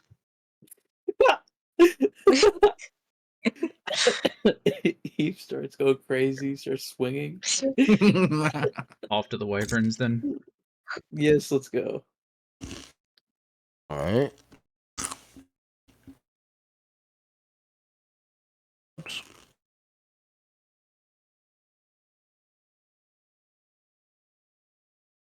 Okay.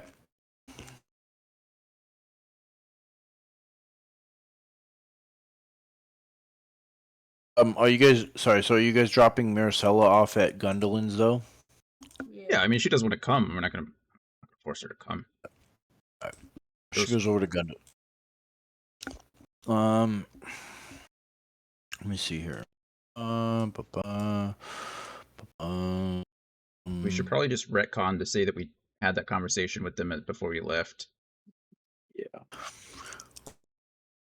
Yeah, that's fine. Okay, so so you leave Maricela at Gundelin's and you enter the stables.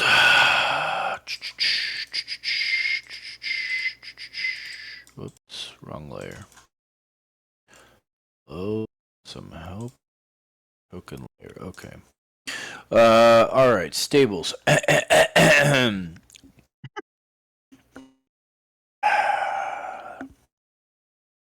3. Holy shit. The 2 big doors leading into the stables are closed, and the place looks shuttered. However, upon opening the doors, you discover 3 wyverns in the stable. And as you open the door, they unleash a wyvern-sized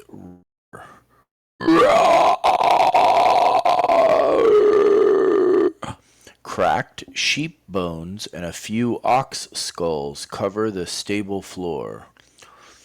You notice several riding harnesses for the wyverns located on a nearby rack.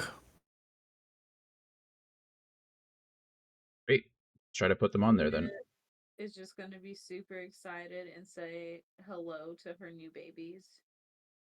Okay, are you speaking Draconic? Of course. Let's see. Is that Yeah, what the fuck? I was that like, draconic? here's your response. I don't want to be.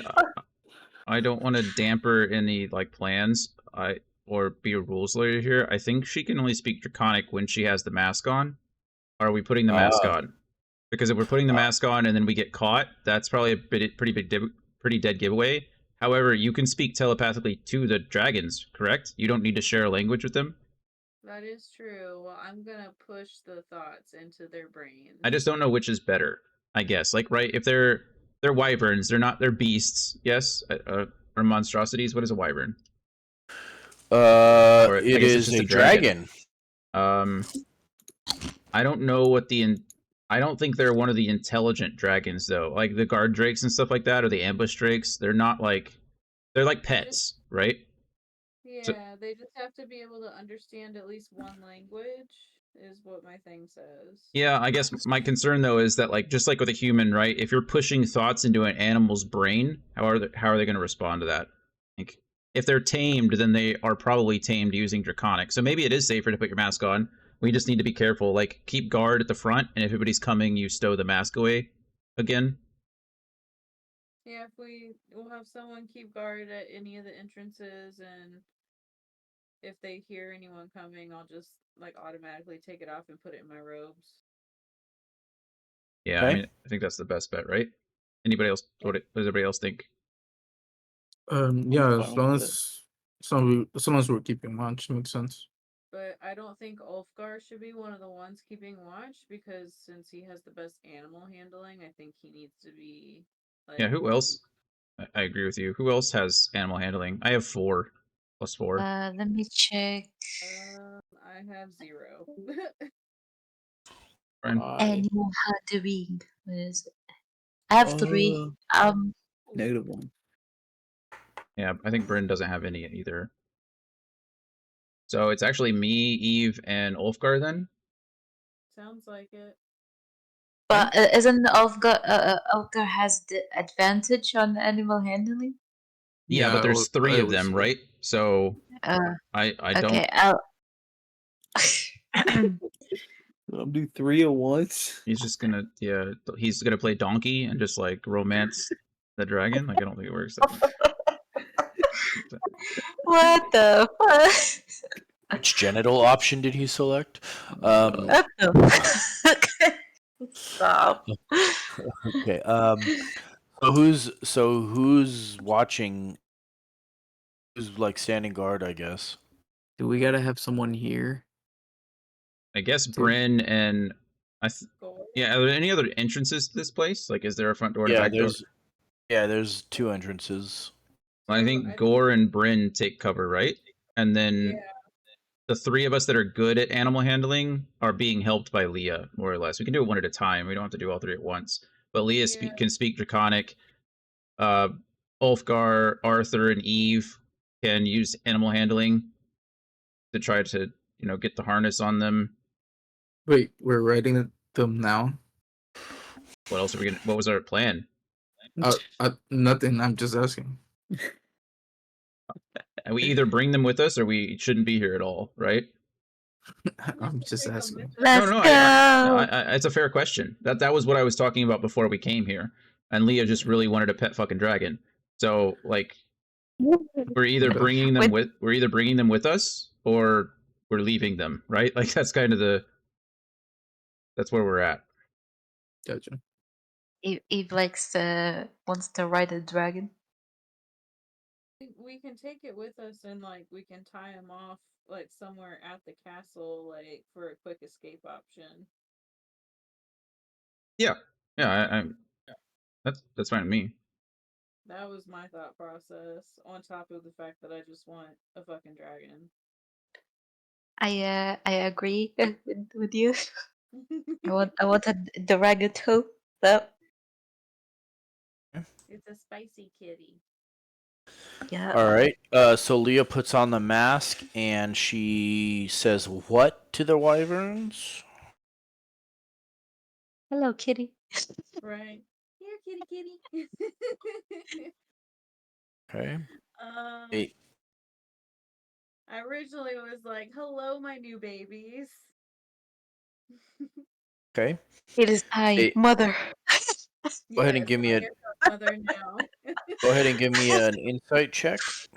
Okay. Insight's not my strong suit, but let's go. Oh, did it work? Not. No. I don't see anything. Oh, there it is. There it is. Ooh. Okay. All right. So you put the mask on and you back into the wyverns and you get the sense that they don't understand what you're trying to communicate, as if they don't actually speak any languages. Instead, they seem agitated and let out more wyvern-sized shrieks.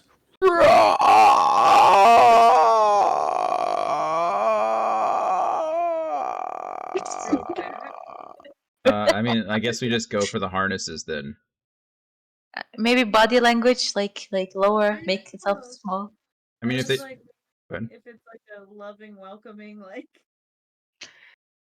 No, definitely not loving and welcoming. More agitated and bothered.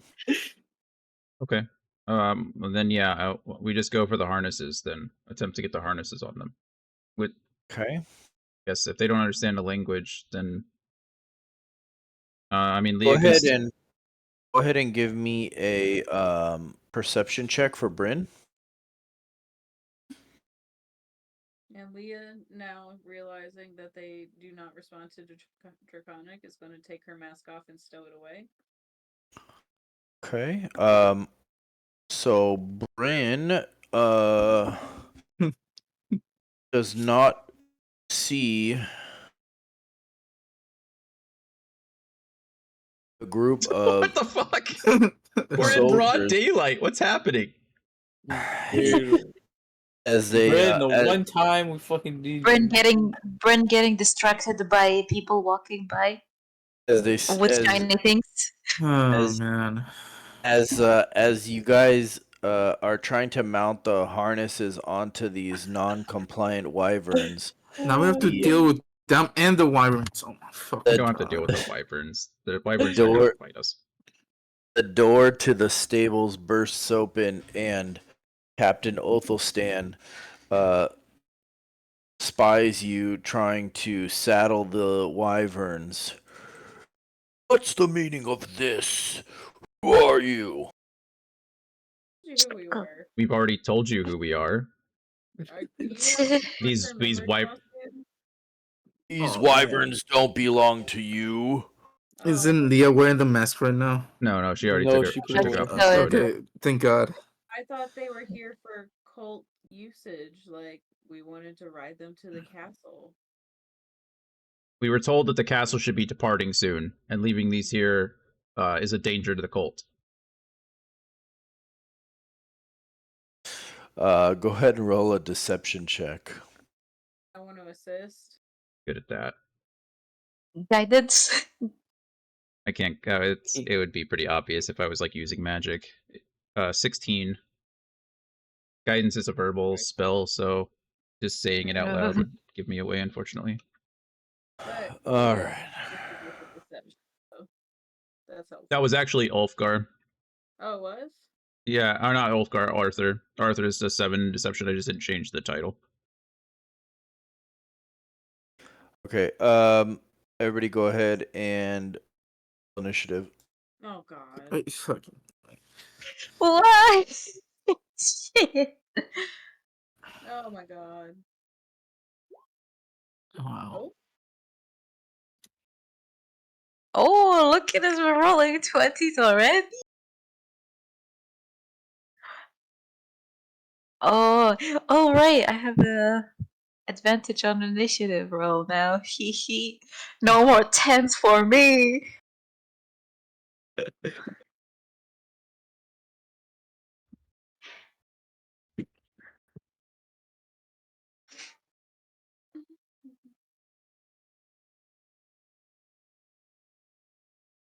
You can go to your settings on Roll20 and change your initiative to roll with advantage now instead of normally.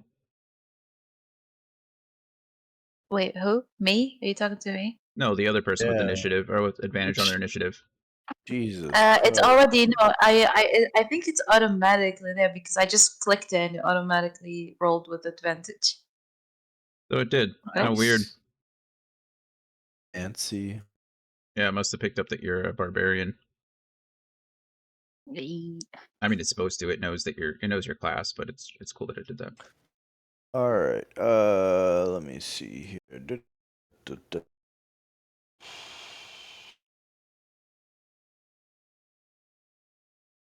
There's no. There's how in the. God damn it. There it is. Okay. Can I just say it's also. Wait, where is it? What the. Hello? Can I. Hello? You know what? I'm so sick of this goddamn motherfucking module. It has. Should not have drank this much whiskey.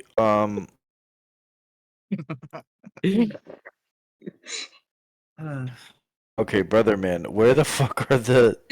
Oh, there they are. Okay, I found them.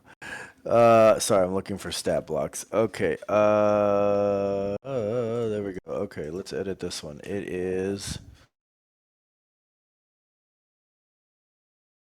Boom. And then this one is. Oh, okay, all right.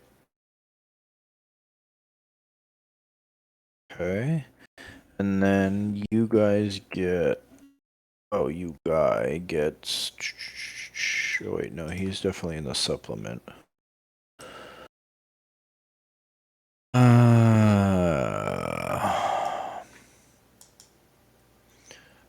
Hello? Maybe I can click on the right thing instead of.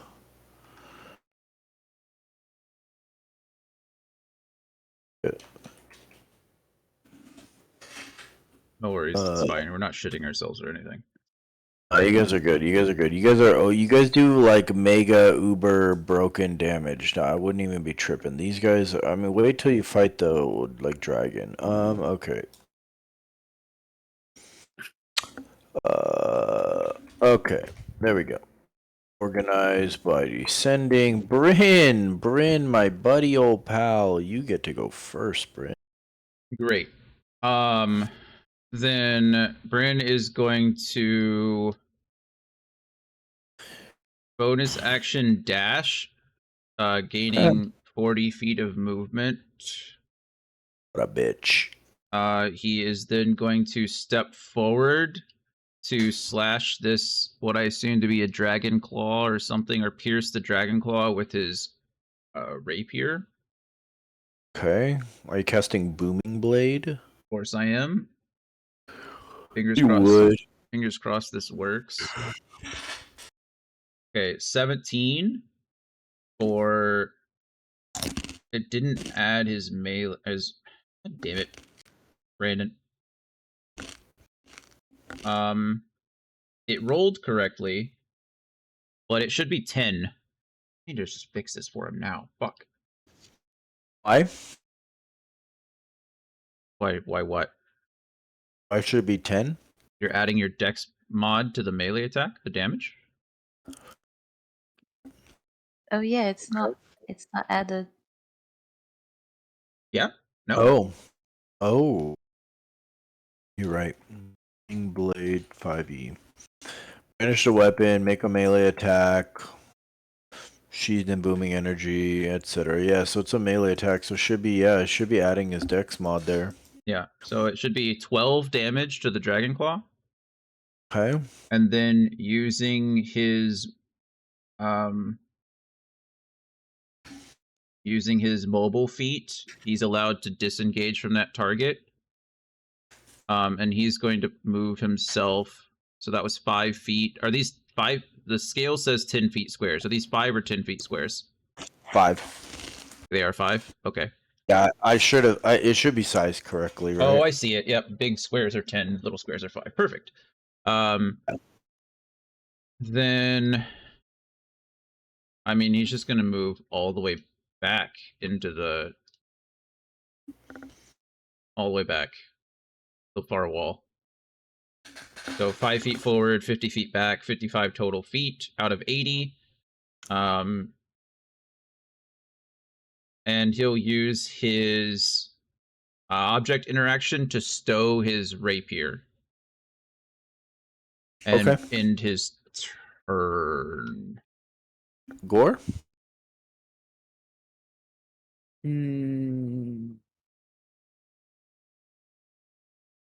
By the way, the attack hit, obviously. Oh, yeah, thank you. What's the damage that he takes if he moves? It's 2d8 thunder. Is that correct? Confirmed. Isn't it 1d8? Takes doesn't it take? I think it's normally 1d8, It is- but he's level It 6 is now, two- right? He's level 7, and it is 2d8. It's 7. It's I- 1d8 Okay. initially, and 2d8 when he moves. Yeah. Okay.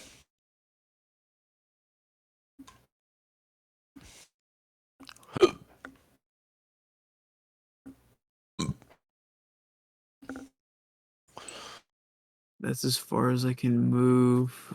Who are you? Control Z. Control Z. Didn't do No? anything. Okay, never mind. So you were Oh. all right. Whatever. 30 feet. Okay, that's fine. I believe. I just wasn't paying attention.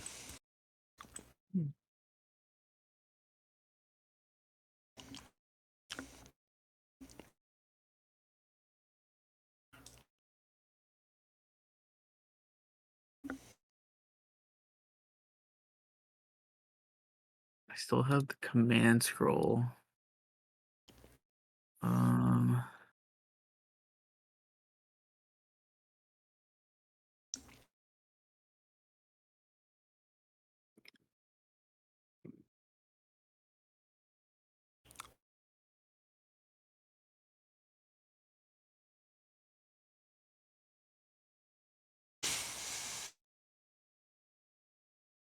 Would it be dumb to just dash, or should I just stay here? You stay there. You can always ready an action. Also, if you put yourself within 5 feet of Leah, if anything crazy happens, you can try to protect her. But they've got to get to you first. So you can just stay there and ready an action. You can stay there and dodge if you want. Yeah, it's up to you.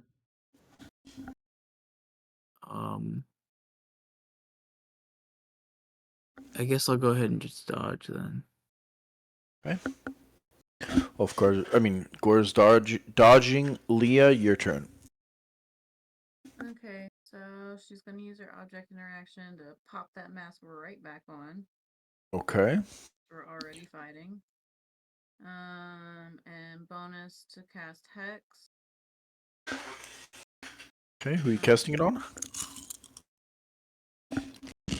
Probably.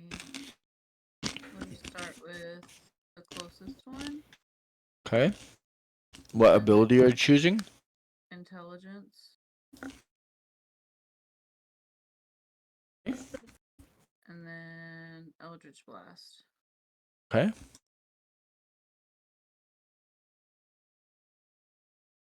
All right. Oh, He goes Wow. down. And then she's going to target this one for her Okay. second. Okay. Nice. Right. Takes a hit. Boom. Eldritch blasted. Alright, and she's going to just kind of pop back behind Gore, this spot, and call it good. Okay, Ulfgar. 5, 10.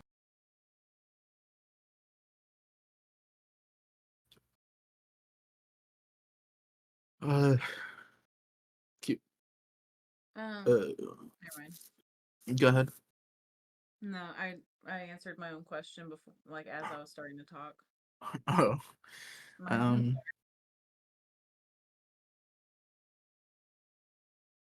I'm gonna move here. Giant Smite. Okay. Bonus action. Giant Smite. Okay. And I'm gonna dodge. Ooh. I'm really Okay. worried we're about to have to fight the whole fucking village.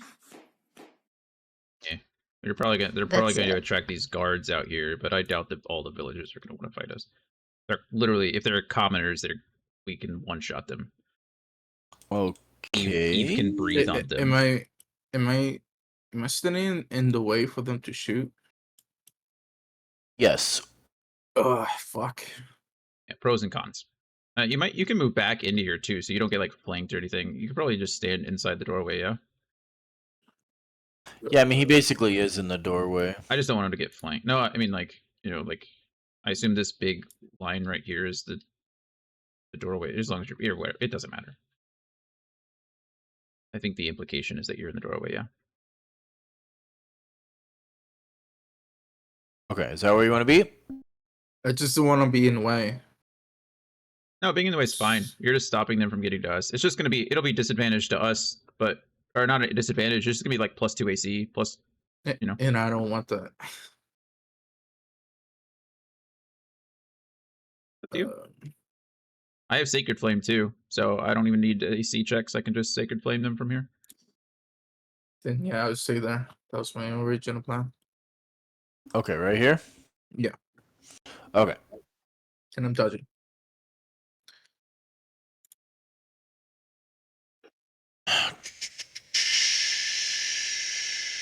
What's your AC now? Like 20? Yeah. Fucking dodging with a 20. Ulfgar be like, Weave.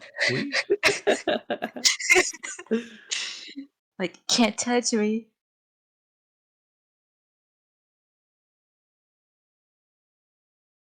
All right, the veteran strides forward, a long sword in one hand and a short sword in the other. And he makes 3 attacks against you. Ow, look at him go. The short sword hits you for 8 damage. 8 damage with a short sword? That guy's a beast. Wow. Short sword, like a D6? Yep. It's killing it. All right, Ulfgar, you take 8 damage from the short sword. Okay. Oh my god. See, he just called him a veteran, so I guess that makes sense. Uh,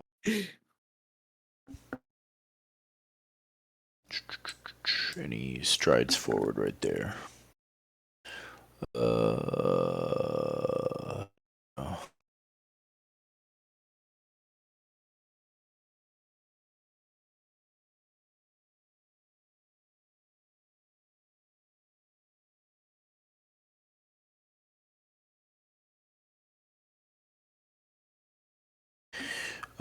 Captain Othelstan draws his flail and steps forward, attacking Ulfgar with advantage.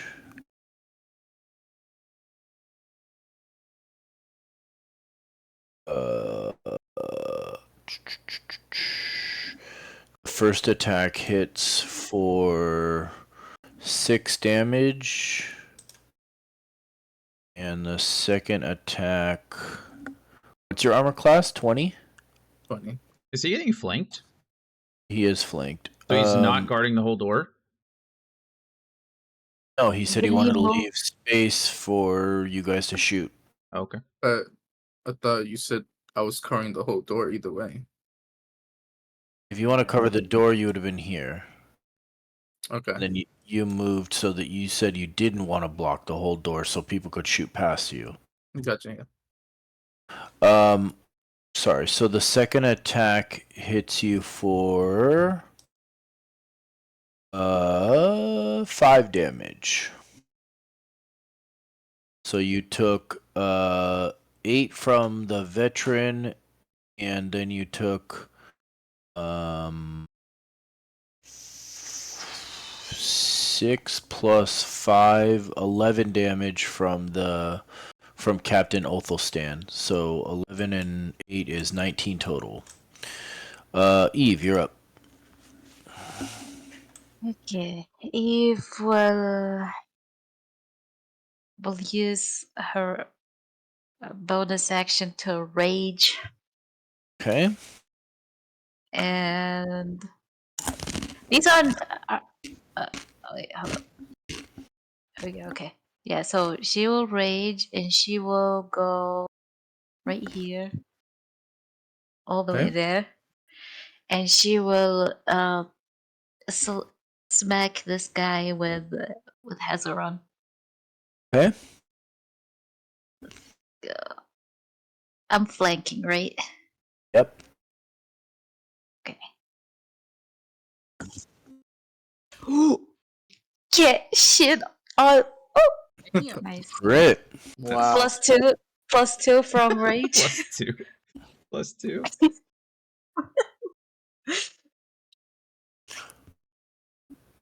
That veteran's gonna be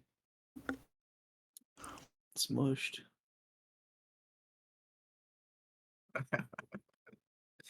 Uh, Laura, out He's of not dead. I curiosity, could. did you add Instinctive Pounce to your sheet as well? I only saw in the Discord that you added Feral Instinct, but it doesn't say that you added Instinctive Pounce. Is that correct? Or What? It's called only Feral Instinct. I don't read. No, I didn't. Tasha's introduced an additional feature for barbarians called Instinctive Pounce. What is that? Let me Google it real quick. I will. You get to be a In- I will cat. refer you to Alright. Tasha's. While she's looking that up, Jonathan, quick rule question for you. Uh-huh. So she's a half orc. She gets savage attacks as a racial feature. It says when you score a critical hit with a melee weapon attack, Yep. you can roll one of the weapon's damage dice one additional time and add it to the extra damage of the critical hit. Correct. So the weapon's damage dice is 1d6, right? Yes, correct. So she rolls 2d6 for the normal attack, plus she's critting, so it's an extra 1d6, plus she has savage attack, so it's an extra 1d6. So in the slashing section, she has 4d6 there, right?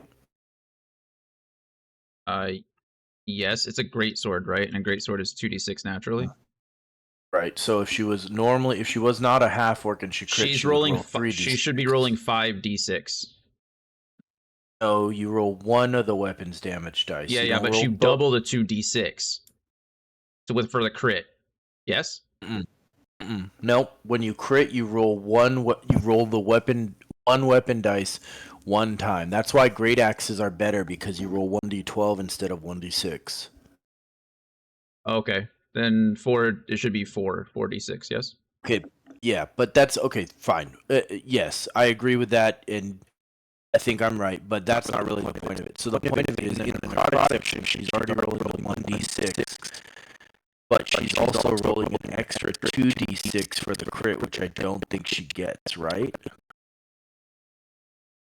She would double the 1d6, so that would be 2. But she wouldn't get an additional one for Savage Attacker because she Well, can only roll 1 damage die of the suggested weapon. Is that what you're asking me? Yeah, I guess I'm asking, what's the necrotic roll supposed to be? Is it 1d6, 2d6, or 3d6? So it's if she rolled normally for a hit, it'd be 1d6. Yes. Right. So the crit doubles it. Right. And then as a Savage Attacker, I would say she could either choose to roll a d6 for the slashing damage, or she could choose to roll a d6 for the necrotic damage, but not both. Because Savage Attacker says she can roll one of the damage die associated with that, yes? Right. So necrotic damage would stay the same at 2d6, and the slashing damage would go from 3d6 to 4d6 because of Savage Attacker. Yeah, I fixed it. I didn't. It was 2d6 for crit and necrotic for both actually. So I fixed that one.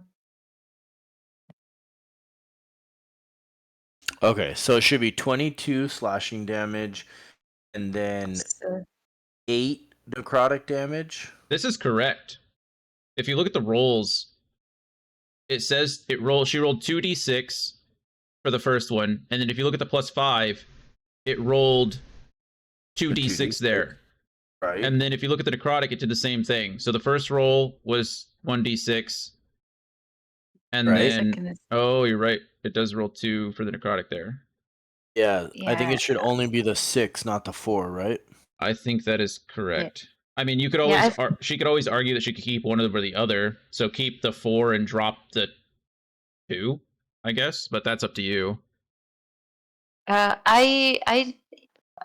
mean, I fixed the necrotic, so it assumes I chose the necrotic to be removed. Or- Okay. Then Okay. yes, drop the 4. So 22 plus 8 plus 2, so 32 damage, right? Um, Because you get 2 more for raging. So it'd be Yes. 24 plus 8 is 32. So you smack him for 32 damage with your crit. As Hazaron cleaves past his armor. Yeah. And okay, so I'm looking at what you typed in the chat, Jonathan. Yep. So I could only move 20? No, No, you he's get an saying you addition. get You an get an additional. additional Oh. 20 feet as part of your bonus action. So if you choose to rage using your bonus action, as part of that bonus action, you can move an additional 20 feet on that turn. Essentially, they're tied together. So Okay. for the first turn, essentially, when you rage, just add 20 feet to your movement, so you can move up to like 60 feet now on your first turn. Okay, I understand. So okay, so the thing is, do I just walk out and smack like them outside while people are looking, or should I just stay inside, like out of character? I think Ulfgar is turning into a giant is probably indication enough that something's happening. So I would say that you're Okay. perfectly fine slaying people in the street if you so choose. Okay. Yeah, just ignore the child that's over there. Wow. Only attack Okay, those then who are attacking you. yeah, she'll Bro, go I'm again and struggling, man. I'm trying to not fall asleep. I just want to point out yet again, it's not me. I'm very proud of you. I'm proud of both you and Laura. Laura even seems cognizant at the moment. That's just Right? impressive enough. yeah, well, I slept early yesterday, so I'm good. Gorza, I took my turn. I'm good for 15 minutes. I'm taking a nap. Okay, Bro, I'm so like she's going gonna in and out, but I'm chilling. That's me on a normal basis. Like you've taken on the sleepiness for me this week. Thank you for your sacrifice. All right, second attack. That hits +2. for 16 damage. Okay. Yeah. Okay. He takes the second hit. And I think that ends Eve's turn unless she has some movement she wants to make. No, I'll actually sit maybe like here to block the door from them like walking in, I guess. Okay. Right. Okay. All right. So Dragon Claw number 1 steps up and he attacks Ulfgar with flank. Mm-hmm.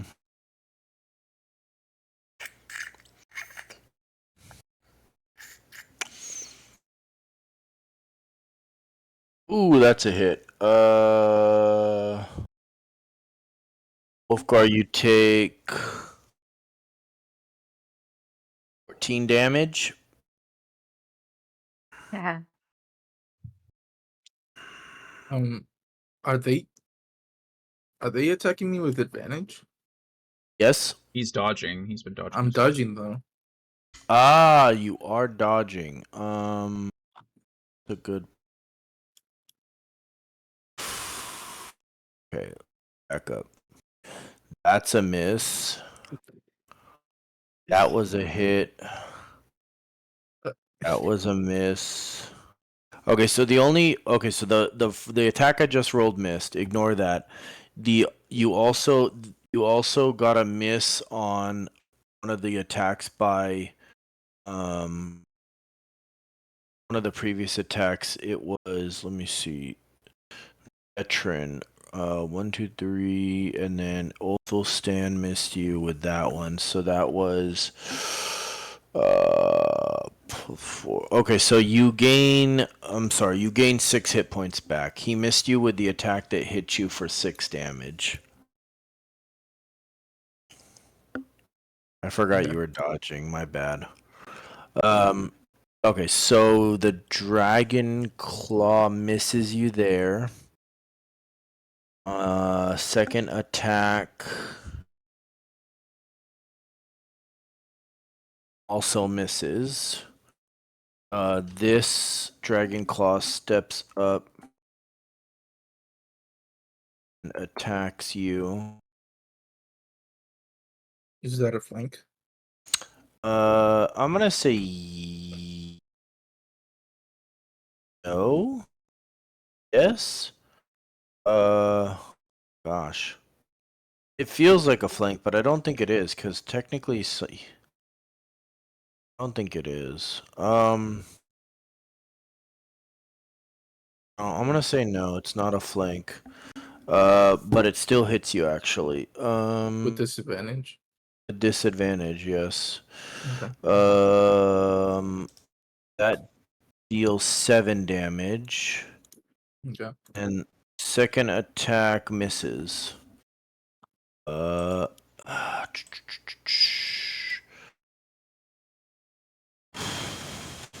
guard steps up here, attacks you.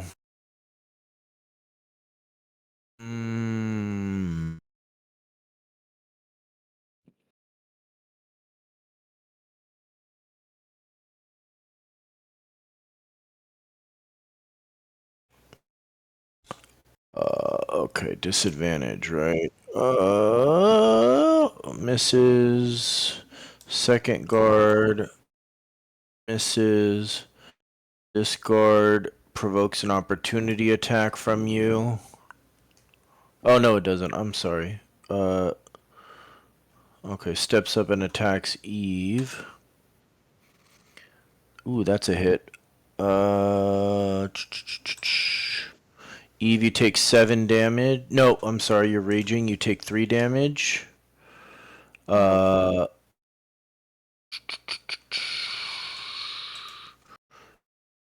ahead, Ulfgar. Now you can make an opportunity attack.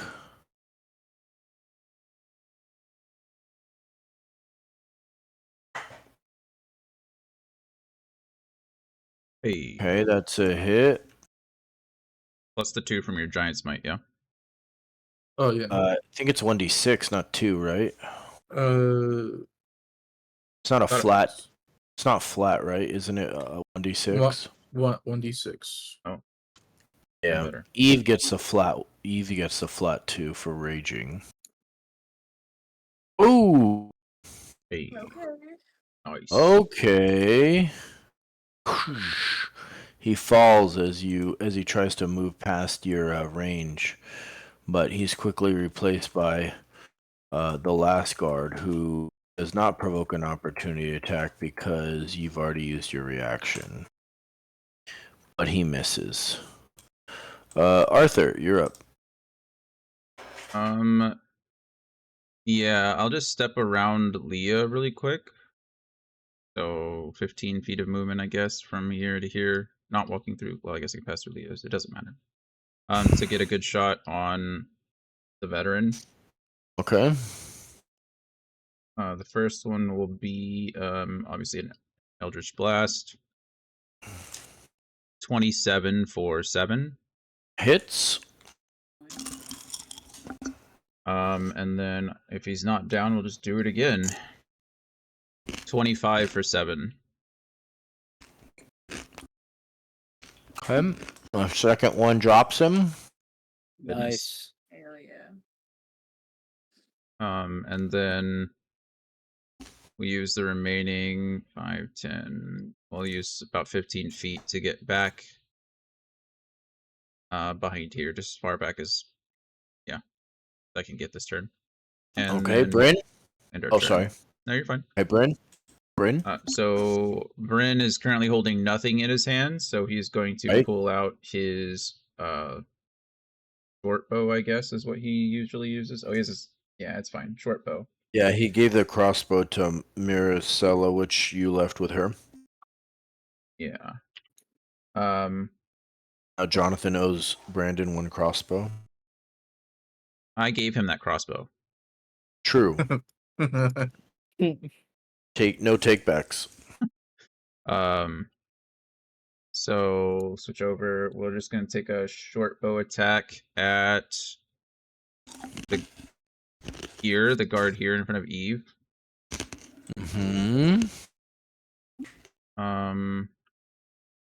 For sneak attack rules, he gets advantage because he's within 5 feet, or no, he gets sneak attack if I hit. No advantage here. It's advantage you or have within to 5 feet. Yeah.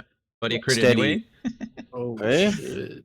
All right, so he's level 7, so that's 8d6. I think it's Wait, Holy. How many crit did? I think each one of us had at least rolled a 20. Yeah. That's Yeah, when's my one, turn? Remember? It's 3. It's enough, Anthony. It's our day today. So far, it's been 3 Who crits. is he aiming at? Holy shit! The guard. Yeah. Okay, so he deals 30 damage to this guard as an arrow literally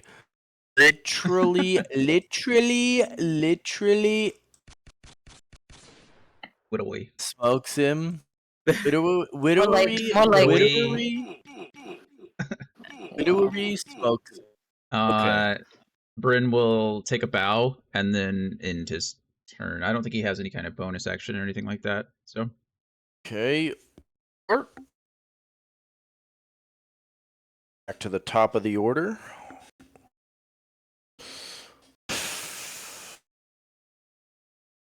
Okay, I have a question. Yep.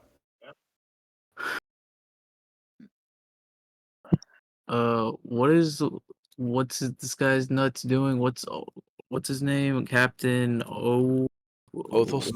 Othelstan. What the fuck is he doing? What did he do on his turn?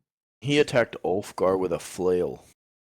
How do I get advantage on him? I have to go here. Can I like move Well, the you child out of can't- the way? Can't really get out of the door right now. The door is like Not even with the Misty Step. Oh yeah, sure. Yeah, you could Misty Step. You'd have to go right here to this square. I'm going to. I would conserve. It's not your turn. It's not your turn. Shut up. I'll listen to what he said. Let him go kill himself. That's fine. Why? What am I missing? Nothing.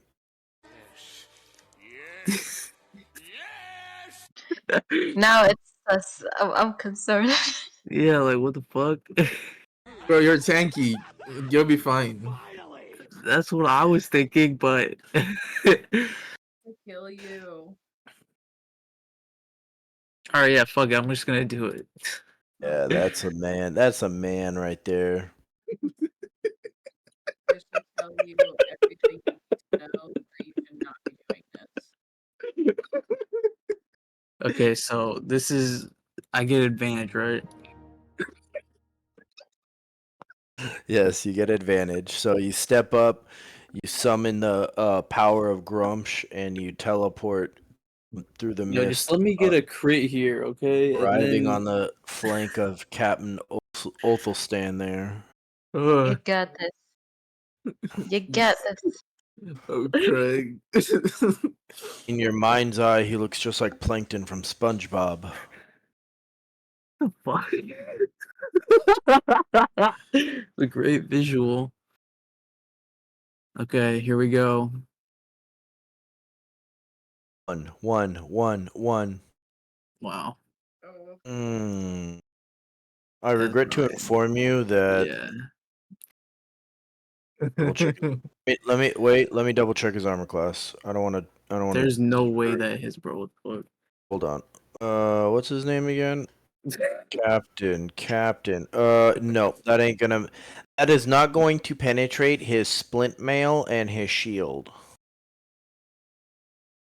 Damn. Nor shall that penetrate his splint mail and his shield. He's really tanky. it's alright. I tried. You did My try. turn. It was a valiant effort. Leah, booty calls. Well, I'm going to move my hex to this little fucker. All right, this fucker's hexed. And I assume you're picking intelligence again. yeah. Okay.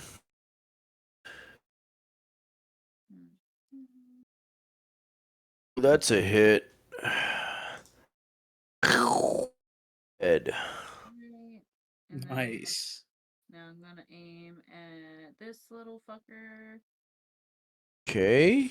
Okay. And boom. Oh, that is a miss. Unfortunately, you hit the commoner behind him over here, and Okay. he. Oh. No, Leo. It happened. Yeah. Yeah. Collateral damage, Tony. Yep.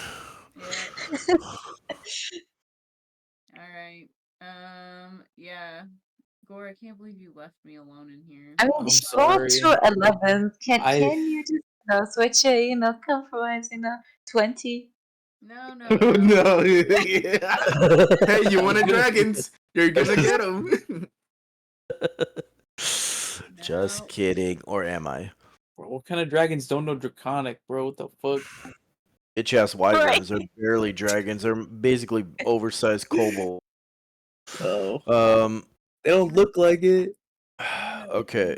We're back up here. Hold on. Leah tactically retreats, throws a flashbang, and it's Ulfgar's turn. I'm gonna. Attack the big guy. Let's go. Yeah, might as well. Fall on them. Fall on them. Attacking gonna- the Then- attacking the Body child. slam him. You're attacking the child right here. Okay. No, I'm not hurting a child. Like Men in Black when he shoots Susie. It's like, Those books are way too advanced for a girl her age. could you please explain to me why you chose to shoot? Or what is her Susie? name? Katie. Little like it was, Katie? oh maybe Little. I don't know. it's a great scene though. This is Great I was gonna This is pop the this flank? guy, but he's just sneezing. Like, This guy's just trying to work out, hit the gym, you know. Is this a flank? Oh, Susie. It's Susie. on who? Little Susie. This guy? On This is a Yes, flank. it's a Yes, that is a flank. flank. That's the only Yes. flank you have. Okay. It's a flank. Here's the general rule. If you can draw a line from one to the other and it crosses opposite squares, then it's a flank. You missed. Hey, yo, eventually we'll hit, right? Maybe. Right. He is armor class 37. That's a miss. 37. Wait, what? The fuck? Alright. Fuck it. Action surge. New Action surge. Action surge.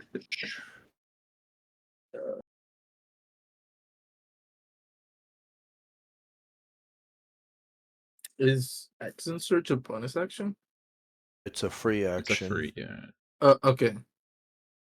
Is it true that when you action surge, you only get one extra attack though? You You get get two. one extra action, but I don't think you don't get an extra bonus action. But multi attack or extra attack, I don't think is part of. Action think it's- surge extra attack.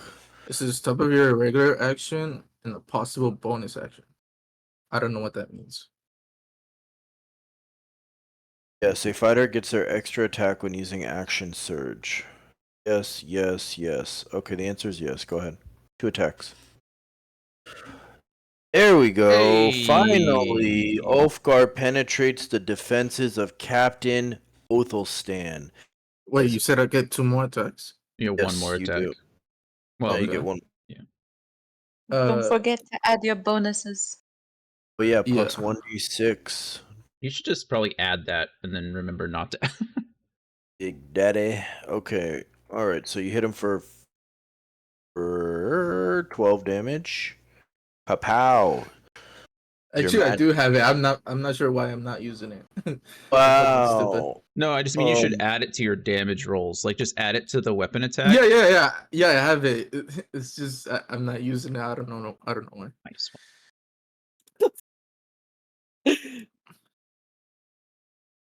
Yeah. Oh shit!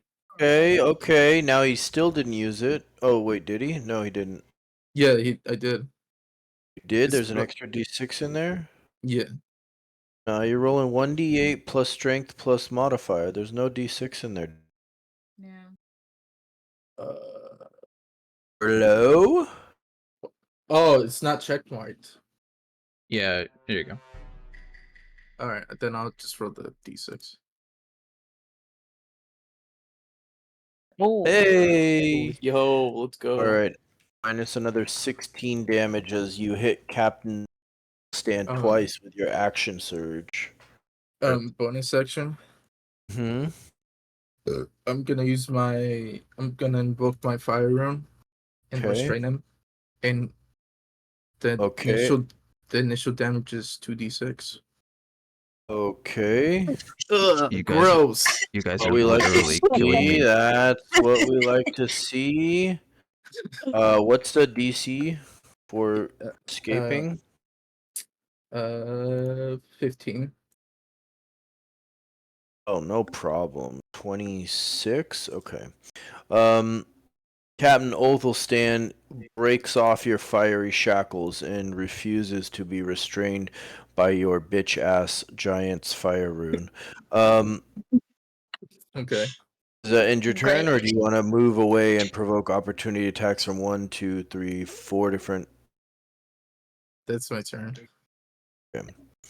All right. Ulfgar, The please. veteran's dead, so Othelstan turns and attacks Gore instead yeah. as he steps out of the flank. In fact, Ulfgar, go ahead and roll an opportunity attack. Okay. This asshole running. Wait, does that mean I get one? Puss. Don't. All right. Hey, plus Hell yeah. plus fire rune, So, right? 0, rolling 0. That's weird. What? What is that? How do you The roll fuck? this? What? 1d0 equals 0. Okay, so that's a hit for another 11 plus 1d6. 14, so minus 14, okay. Alright, so he actually pushes past the Dragon Claw to the south and circles around as he flanks Gore for advantage. Like how this fucking little villager here is just like chilling. Oh, don't worry, she about to die too. Okay, so he Front row attacks seats. Gore with advantage once with a flail. What's your armor class, Gore? 19. Ooh, misses. Second attack. That's a crit. Runic shield. You're not within 5 feet, and No, I have to see it. okay, what does Runic Shield do? Makes Ulfgar a badass. You learn to So- invoke your rune to protect your allies. When another creature you can see is hit by an attack roll, you can use your reaction to force a re-roll and use a new roll. You can use this feature a number of times equal to your Oh proficiency. shit. Okay, you know what? I'm gonna start calling them hits instead of crits, because that's bullshit. What? Oh. How am I supposed to know? Exactly. How are you supposed to know to use it on a crit? Okay, so he's re-rolling the attack with advantage, right? You can use your range of force to re-roll the d20. So do I roll 1 or 2? I want you all. I'm so sorry for doing this. Ulfgar already used his reaction to make an opportunity attack against him. Oh! You can't use 2 Uh, reactions. The runic shield doesn't work. It's fine. Damn. I'm sorry. Oh. I love you. Inspiration for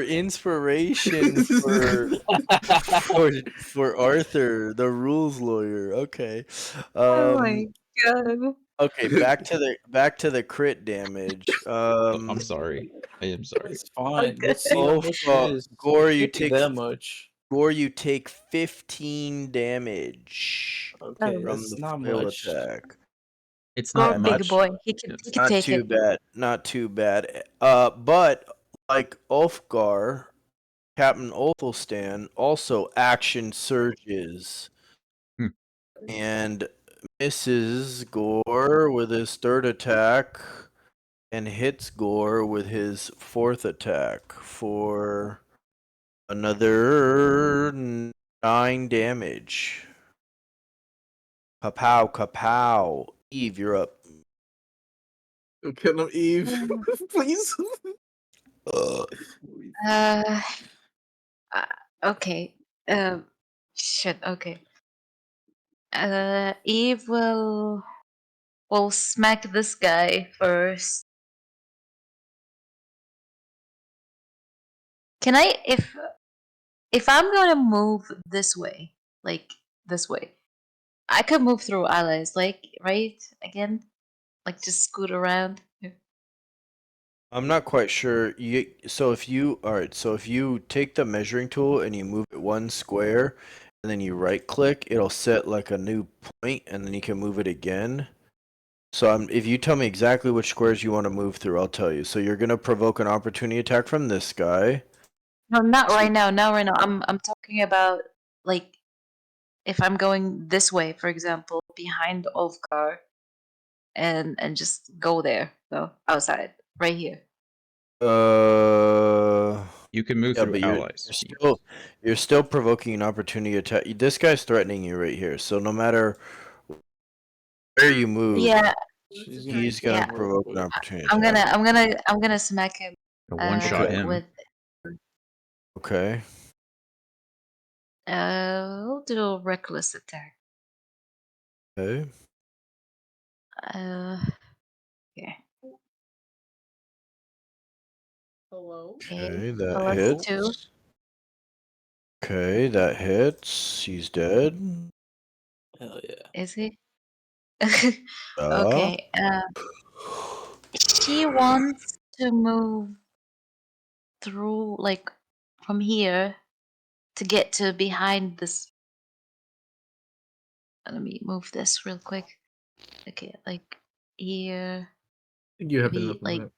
I think you Hmm? get hit by this guy. yeah, yeah. this guy's gonna provoke you for sure. You know what? Fuck him. Let him hit me. What up? What's up? Okay, Okay. I think all three of them are going to actually, because technically the doors, so it's hard to see because of where Ulfgar is, but the door's like right here, right? Maybe just go here and just attack him. I don't know. Oh yeah. Actually, I'll do that. Because that way Can then I you don't get hit. She wouldn't get hit, would she? No, I still would. I Yeah, think. I think she would, because I think so. Just so I think she has to move like this. She can go here, which doesn't provoke, Mm-hmm. and she can go here, but she can't really. Okay, let me rephrase. So she can't go this. She could go this way, but she eventually has to go out through this square. She can't exit the building over here because the door's not over here.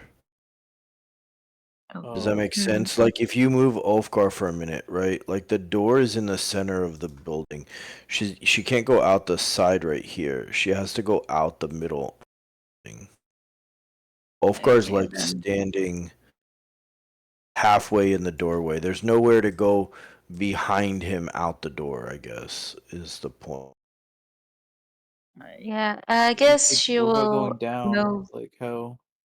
Yeah, if she went down, she would only provoke an opportunity attack from like this guy, as long as she went like a long way around, right? Like yeah. But there's this guy too, so you know True. what? You know what? I'll just move here where the dead body is. Can you move it real quick? And Yeah. she'll smack this guy. Okay. She'll make her way there by killing. Yeah, we might as well. I mean, Yeah. Respect the front to back. We got it. he. Okay, he's dead too. Fucking lawnmower Eve over here. And then she will. Okay, she moved. She was here. That's fine. She's gonna move here. Okay, right. Uh, They're already reckless attacking anyways, so it doesn't matter. But yeah, I that's know, why. but for him. Okay. okay, well that's not gonna matter either because this 'Cause you're guy's gonna be kill him. dead anyways. But okay. That's fine. You don't know. Oh yeah, Thought sure. that counts. All right. Well, I'm done then. Oh, you get another attack. Oh wait, no, you don't. You didn't I frenzy already. rage. No, no, Oh, no, no. I'm just alright. normal rage. Okay, never mind. All right, dragon claws. One dragon claw left. He's flanking Gore. Easy peasy. See it. What's your armor class? 19. Damn you. All right, second attack. Wow, with advantage, nothing. Okay. Dragon Claw is parried by Gore's tanky shield. Guards. Okay. Okay. This guard turns on Eve. Yeah, and attacks with advantage. Where are the guard stats? There they are. And they already have advantage. Yes, they would. They're flanking anyways. Wait, what's your armor class, Eve? Oh, shot. Oh my 14. god, I fucking missed. That one hit though. That one hit for a whopping 3 damage. Hell yeah. It's Alright. amazing. 69. Let's go. Nice. Right, let's see. 60 damage. 60 feet. Let's see. Hiya. Okay. Oh yeah, there's more of Wow. them. I was too zoomed in. Kacha. Wait, what's your arm class? 14? Yes, that's a hit. Another 1 damage. Yeah. Eve, This suck guy it. dashed 60 feet and attacked, or is this? That's Oh, impressive. you're right. That's a dash. Never I mind. was like, holy shit! What are these guys doing? They got fucking Yeah, Hermes they're boots on. multi-class. They're multi-class rogues. Oh god. They're actually dragons in human disguise. They just fucking go where they please. You wanted to know what Dragon Soul meant. Now you know. Now we know. Fuck. Okay, can this guy go 60? What? Can you go 60 feet without like tripping into people? There we go. Okay, like right there. That's fine. Okay. Bro, this kid is shocked. That kid's about to be a cultist. You don't even trip about him. Funky Brewster over here. Fucking, he's getting recruited, homie. They're giving him a full ride to Dragon University. Oh god. Dean Blackgothcus is gonna put him on the dean's list. All right. All right. Some more guards. Arthur, kill some shit. Oh, I'd love Pew to. pew. Pew pew indeed. I don't even think I could. If you walk right here, you can thunderwave everybody. Just all of them. True. That'd be pretty cool. True. I mean, I can see. I don't even have to do anything. I can see all these guys. So there's darkness, dude. There's darkness. Arthur doesn't have darkness, unfortunately. We're just gonna Eldritch Blast this guy from here. Chill out, Coda.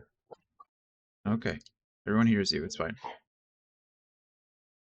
Eldritch Blast that guy. Tell him this isn't That's a this critical isn't your failure. stream. You can't just take a break anytime you want. 25. This first one is a critical failure and obviously misses. The second one, 25 for 9 force damage on this guy right here. This one? That one. Okay. That one takes 9 force damage, and he is not happy about it. Unfortunately, that does end the turn. Okay, Bryn. Let's see. I think still got plenty of room. He's got a bajillion fucking feet to move. But I don't want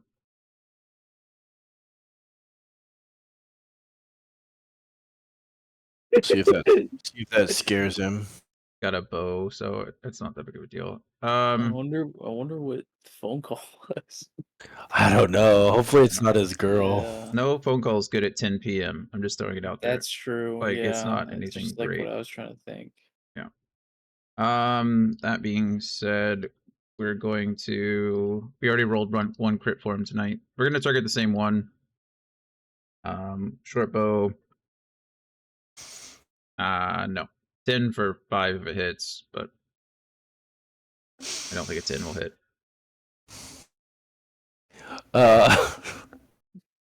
Nah, 10 doesn't hit anything over here. Yeah. So he'll just take a commoner maybe. You could hit maybe a commoner. maybe. That'll be his turn. Okay, Gore. Actually, I lied. I'm so sorry. I was here. That was he's gonna move up closer. He's gonna come up here Right. and then stow his bow. Manifesting the Bryn death. Got it. Gore. All right. What is it? What was I gonna do? I was gonna do this something.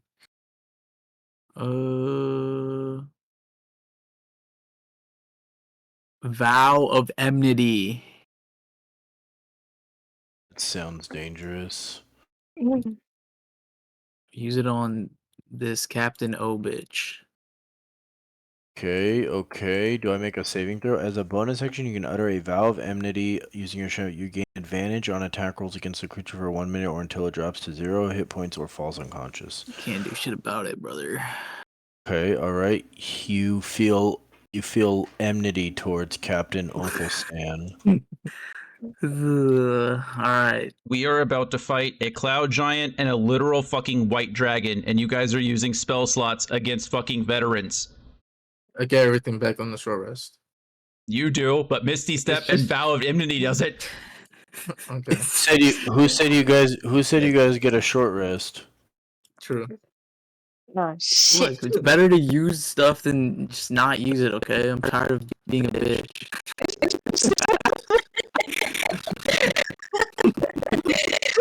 Do your thing, man. Do it. Yeah, let's go. Alright, let me Divine Smite, Damn, to a level Divine 1. Smite. A level 1, you know what I'm saying? He's going in. Okay. You divine smite him. So how many is just one or is it 2? Level 1 spell slot is 2d8. But you can upcast it. Yeah. Yeah. Do you have level 2 slots yet? I do. I don't want to use all of them right now. I'm waiting for that crit, you know. Mm-hmm. D8s or D8s? What the fuck, dude? Worth. Crazy. Okay, so you deal 13 damage to Captain Othelstan. Love to see it. This one's gonna crit for sure, right? Has to, I think. Damn. Nope. At least it hit. It Right. does hit. Another 9. Yeah, let me do another level 1, you know what I'm saying? Okay. I just want to kill this guy. Yeah, good idea. It's considered a spell, right? Can he do that? Can you do that? 2 leveled spells per. Can a paladin divine smite twice per turn?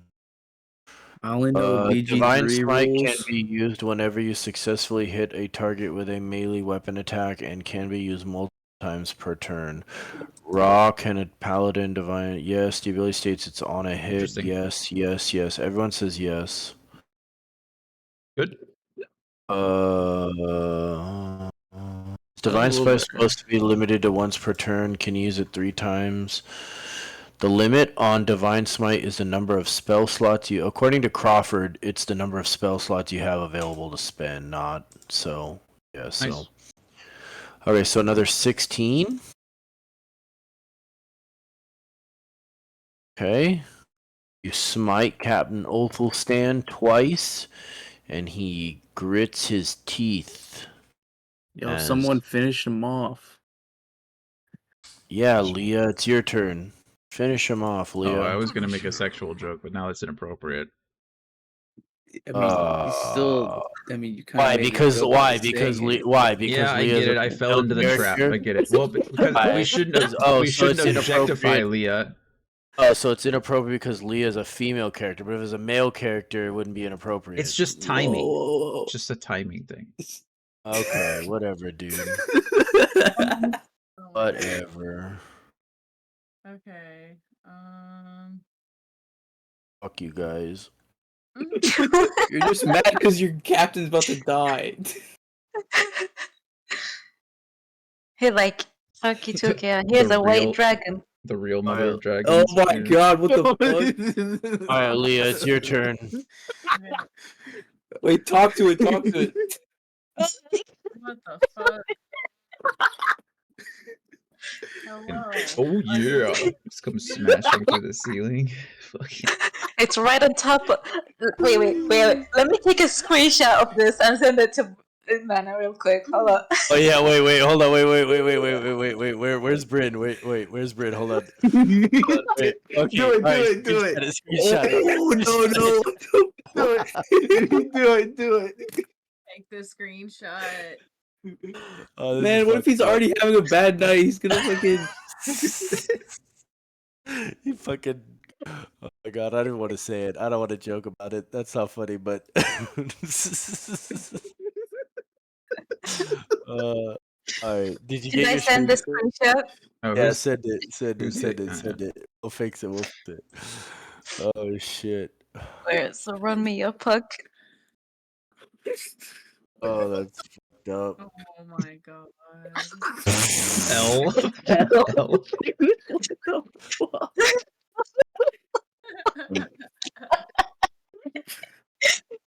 Oh my god.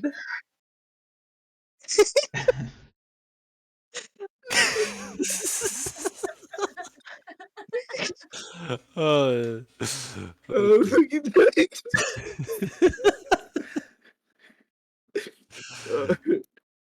Going to be so oh, confused. shit. God, he's gonna cry. He's gonna be like, how did you even end up in this situation? Okay.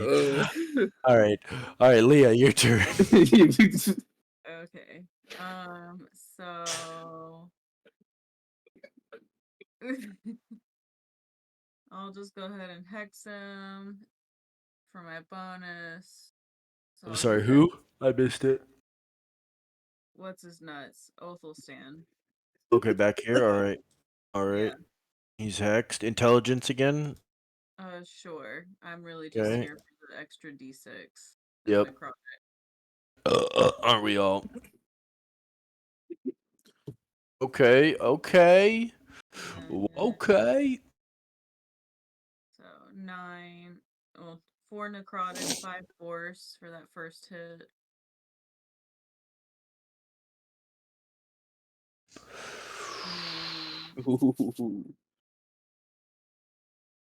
All right. And the hex damage is just once, right? It's not per hit. Isn't Per it once hit. per turn? It's per hit. Oh, that's so So broken. in total, God, he you just guys took fucking cheat 16 all force day. and It's 8 the necrotic. rules. Hex. Play until you deal an extra on whenever you hit it. Oh my god. Why it's so good? Why do you think 16 Hexblade is force. so broken? All right. I So know. as the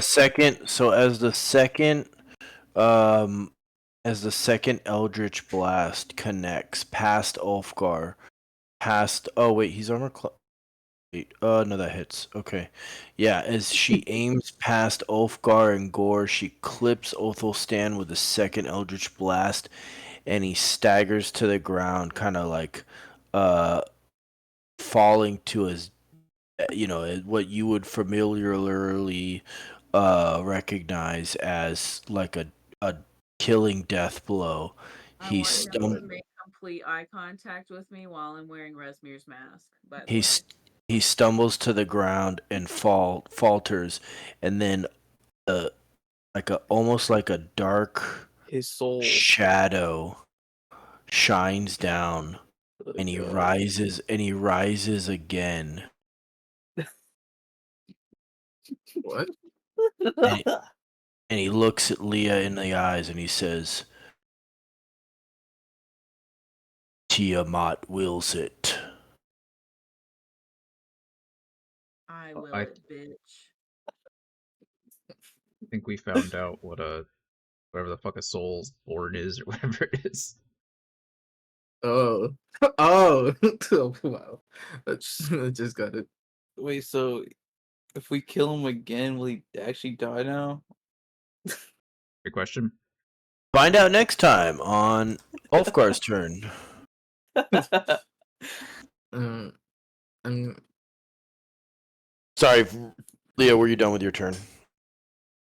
So he's not dead. He's not dead. That's bullshit. he came back to life. I'm gonna hit this one with advantage. Okay. Dragon Soul, that was called Dragon Soul. Yeah.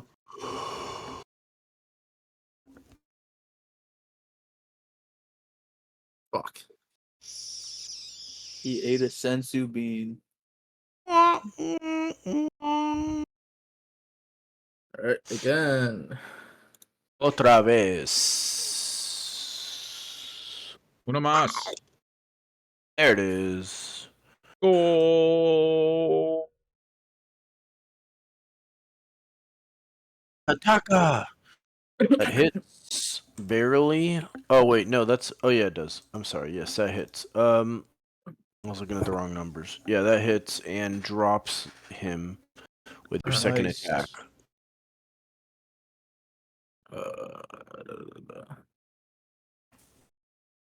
Let's see, where should I move? I'm gonna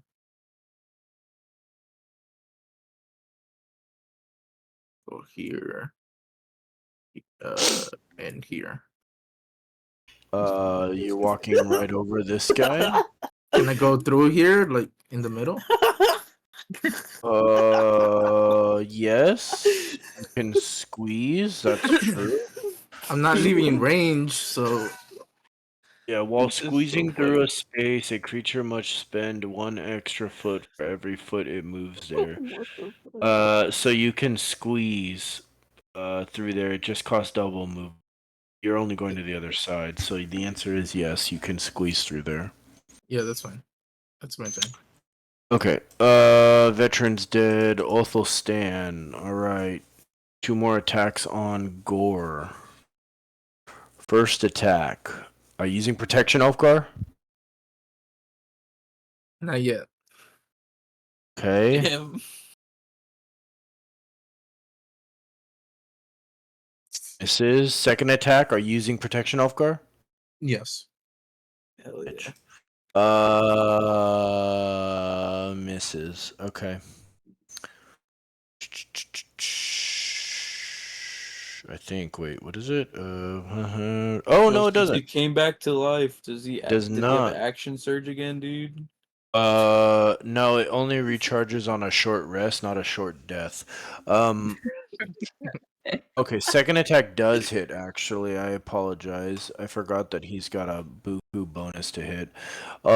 Plus 6 damage to Gore. Hell yeah. And then, as he ends his turn without receiving any kind of further healing, he stumbles to the ground and falls, calling out to Tiamat as he perishes. Wait, what? Wait, Wait, it's probably what? one of those situations. He said with no further healing, so it's probably like a damage threshold thing. Like we fought trolls, right? So if trolls don't receive Yeah. fire damage in the turn that they die, they come back. It's probably something like that. He probably has some kind of regenerative ability where if he's below a certain health threshold at the end of his turn, he probably dies. But that's good to know. Now we know, because if we fight other dragon souls, we at least know that. Alright, Eve. Okay. Just want to roll once and we'll just call it. Nice. Just gonna smack. Smack. Reckless attack. Smack. Let's go. Okay, reckless attacking the guards. Got it. Check. As a DM, Okay. I've learned to not give a barbarian a legendary great sword at level 5. That's Plus what I've two. learned. Plus Yep. two. Okay, 1. Okay. The second one. Let's go.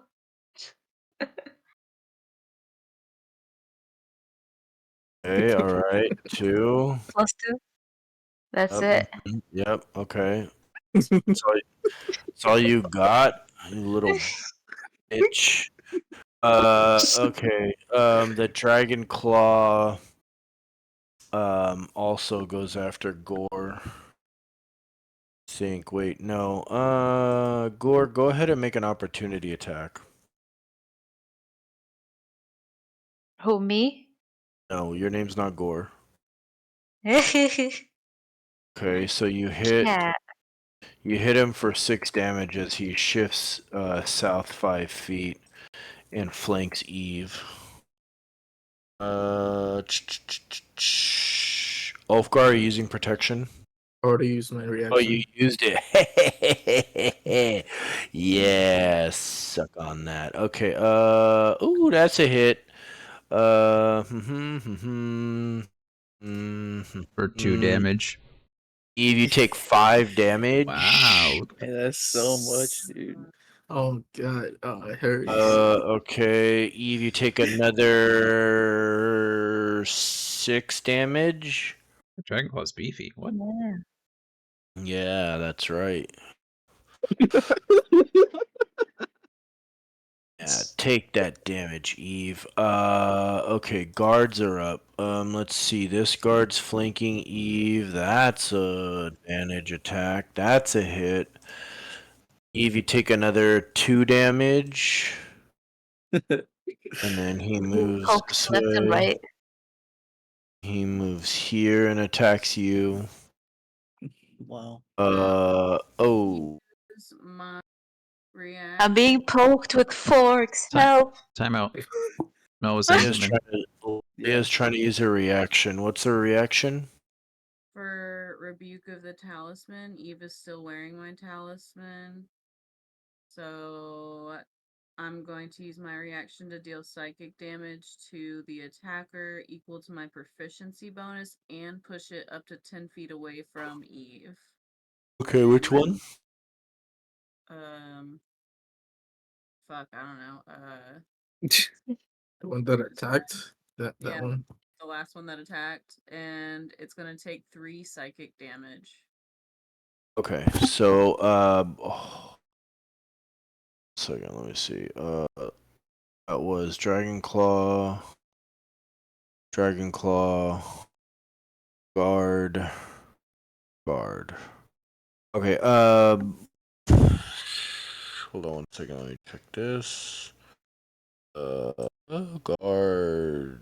Okay, Eve, what's your armor class? 14? Yeah.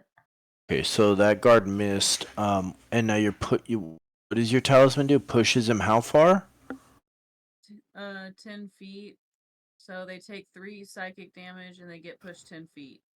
Okay, Away from her. Alright. Oh, -3. You can choose the direction they get pushed. 10 feet, either here. There. Okay. Alright, kapow, pushed. And then this guy goes here, a kapow, and another attack. With advantage. Hello. Okay, that's a hit. Eve, you take another 3 damage. Ow. And this guy goes here. And attacks you with advantage as well. Ooh, that's a miss. Okay, Arthur. Arthur will move up. Move up to here. Huh? And we'll Eldritch Blast this one first. Okay. Before you do that, Eve, Ulfgar, and Gore, you all see the castle in the distance begin rising off the ground. Oh, I knew something like that was gonna happen. Fine, damn that's it. what the wyverns are for. It'll be fine. And flying away. Go ahead, Arthur. Fuck, really? Hate this fucking game. 15 for 10. Ah, good God. 15 misses. then I'm fucking useless and I end my turn crying. Bryn? Yeah.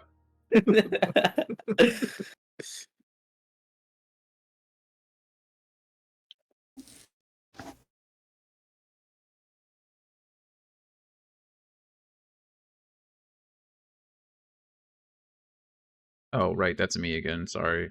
I was fucking wallowing in self-pity over here. Yeah, true. True. I stowed my bow, so Bryn's gonna do fucking Bryn things. He's going to come up and push here next to Ulfgar, 30 feet, okay. and then, object interaction. What the fuck? Where did Bryn go? He's right here. Oh. There's a guy there, wasn't there? Yeah, this. Oh, is he a guy? I thought he was an X. I thought I saw an X on him. No, he's alive still. He was Okay. standing in front of his dead Oh, okay, there body. we go. That's fine. Then he'll just move here and get advantage on the Dragon that guy, Booming Blade with advantage, 24 for 15. Nice. Okay. He explodes. Okay, great. And then Bryn will use his remaining movement to come over here because he really wants to loot this guy's body. Okay. And then Bryn will end his turn there. Horrific.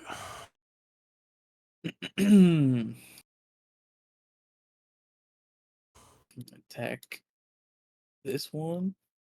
Okay.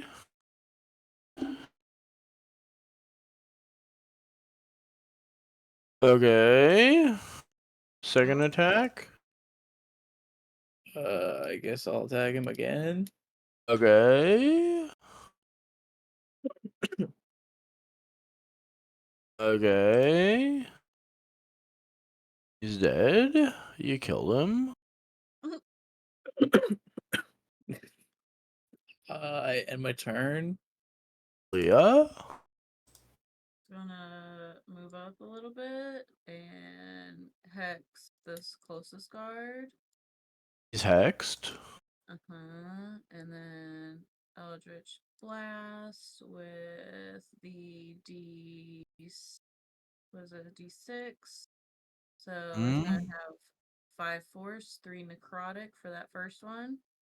Okay, -8 damage. Okay, Eldritch Blast again with another D6. Okay, he's dead. And she's going to move back out the way. Okay. Bar, it's your turn.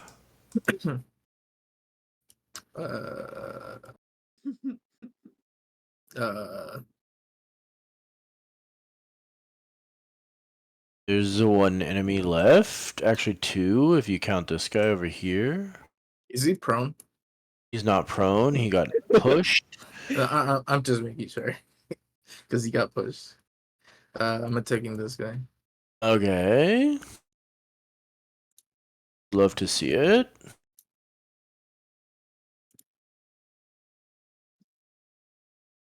Okay, -7. He's still standing, but he's like literally gonna get blown over by the wind. Okay, he's blown over by the wind. That's my turn. Eve, would you like to do the honors? Finish him. We'll do Ooh.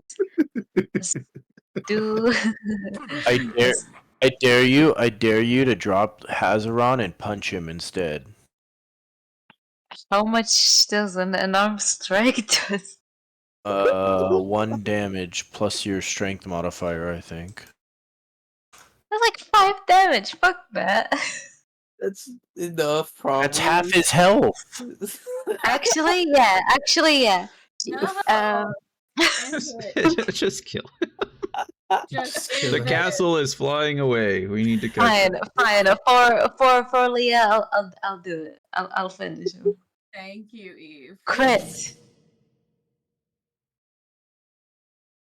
I'm just gonna Okay, do an overkill, please. takes Little he bit. takes the 10 damage and he looks at you and smiles. And you Hit him up. miss. What the fuck? You miss. Wow. Look at And, that. and It's a he first. fires back. Wow. But he also misses. Arthur? Wanna heal him? Finish him. Oh yeah. Arthur, can we get a heal? What? None of you get heals. Sage, can you res me? Sage? Res, please, res. I mean, I've got no choice. I'll just shoot from here. He's the only one left. The one we can see. Yep. +2 cover, so you don't hit even the I mean, booty. it doesn't matter if I'm rolling ones. It's true. Either way, that's a miss. 22 for 5. Okay, he's dead. You Hey, I killed him. did it, guys. Congratulations. You all get a random amount of experience points that don't mean you level up. And all is quiet outside the stables. You are out of combat. Congratulations. I'm gonna go ahead and heal the idiots who got hurt. No, dude. Looks like Gore. I don't think you have that many spell slots. I don't. I have potions. Too many Potions idiots. cost money. I have potion as well. Yeah, drink your Potions, potion. Only potions rich. cost money. Get more We're here. rich. We're Yeah, fucking rich. You just bought drinks for the whole town, and you're worried They about cost them 5 drinking gold pieces. Save the potion. 22 healing to Gore. Thank you, sir. Yeah, and then I'll go ahead and do that again with actually what? It's 22 to Eve and 20. So I'll do it with Eve. And that's both of my Wait, how much did 20 you? 24 to Eve. Okay, You're that's. I full think that health. puts me. Yeah. And that's both of my current spell slots. Is my health bar updating? I see it as 59 of 67. What was it Okay, before? cool. It's on my screen. It says I'm full health, but I'm obviously not. Okay, I see 59. Cool. Ulfgar, I'm going to use 3d6 to heal you. Triple ones. See it? 10 to Ulfgar. Okay, that puts him back to 60. I mean, I can heal you to full if you want it. I can heal both you and Gore to full if you want it, but I'll just use a potion. No, just save it. Okay. The castle is flying away. We need to mount these wyverns. Now. But we also should probably loot these bodies real quick of anything useful and then mount the wyverns. So True. maybe like the animal handling people can get them ready and then the rest of us can loot and then we'll all take off. How's that? that'd be me, Ulfgar, and Eve. We're the ones that have the animal handling. Alright. Bryn, what did you find? So you guys go prep the wyverns and we'll loot the bodies real quick. Okay, so who's looting and who's prepping? I'll Same be th- looting. Ulfgar, Eve, and myself are taming the wyverns. Okay, so those searching the bodies, you find Captain Othelstan wearing a splint mail and bearing a shield. He also has purple dyed cultist regalia, as depicted in his token, which I deleted. Sorry, let me put it back. Tokens. He looks like such. Where'd he go? There he is. Copy. Pasto. Okay, he looks like. There you guys are. Okay, he looks like this. He's got splint mail and purple clothes and a shield and a flail. The guards all bear chain shirts and shields with spears. The veteran has a long sword and a short sword, and he's wearing splint mail as well. And then who else were you guys fighting? Guards, veterans. Oh, the dragon claws. Yeah, the good old dragon claws. They were carrying scimitars? Dragon claw. Yeah, they had scimitars and they wore leather armor.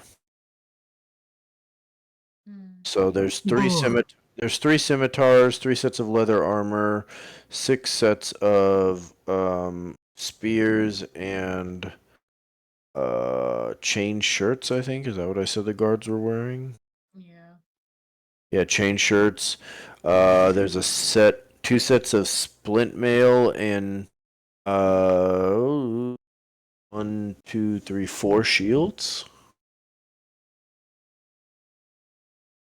So nothing like special though. Like... No, nothing in particular. The only thing kind of that is distinctive would be Captain Othelstan's kind of purplish cultist regalia. Gore, do you want to take that? Oh, I'm sorry. The veteran also had a heavy crossbow on him.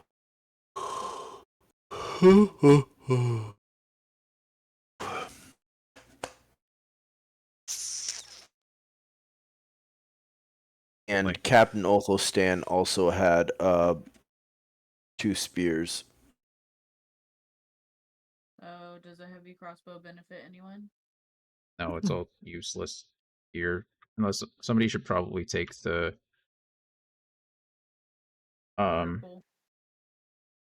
yeah, just to have it, but I don't even know if it's worth it anymore. I think we're past the point of sneaking around. I don't know. I mean, I'm keeping mine just in case, and I think, but I have that and regular cultist clothes that I'm currently wearing. Bryn has cultist clothes. I mean, I can take it, I guess, but like I wouldn't be able to put it on very quickly. It's his regalia. It's not his armor. You're fine. You Oh, just take it's just these pauldron here, these fancy curtains. You'll be fine. gotcha. Okay, cool. Yeah, Gore, you can take that. No gold, no nothing. Damn. Okay. Rest in peace. Okay, I need animal handling checks from the 3 people trying to saddle the wyverns.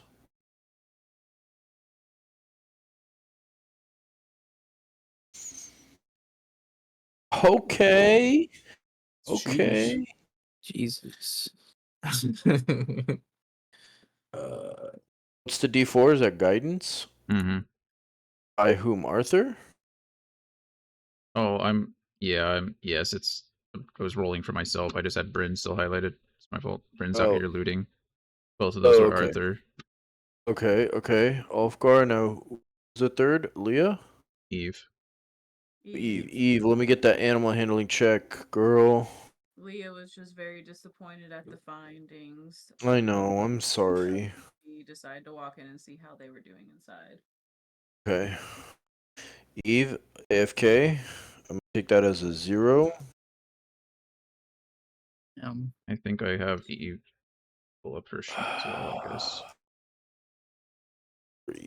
Let's see. Controlled by. Wait, I have it. Hold on. Yeah, I see who she could be controlled by. Oh yeah, Oh. all players. 5. Ooh. That's what you get for being AFK, Eve. Okay. Turn off DM rolls. Let's see. Kapow! Aw. Nice. Aim. Okay. What the fuck? Get fucked.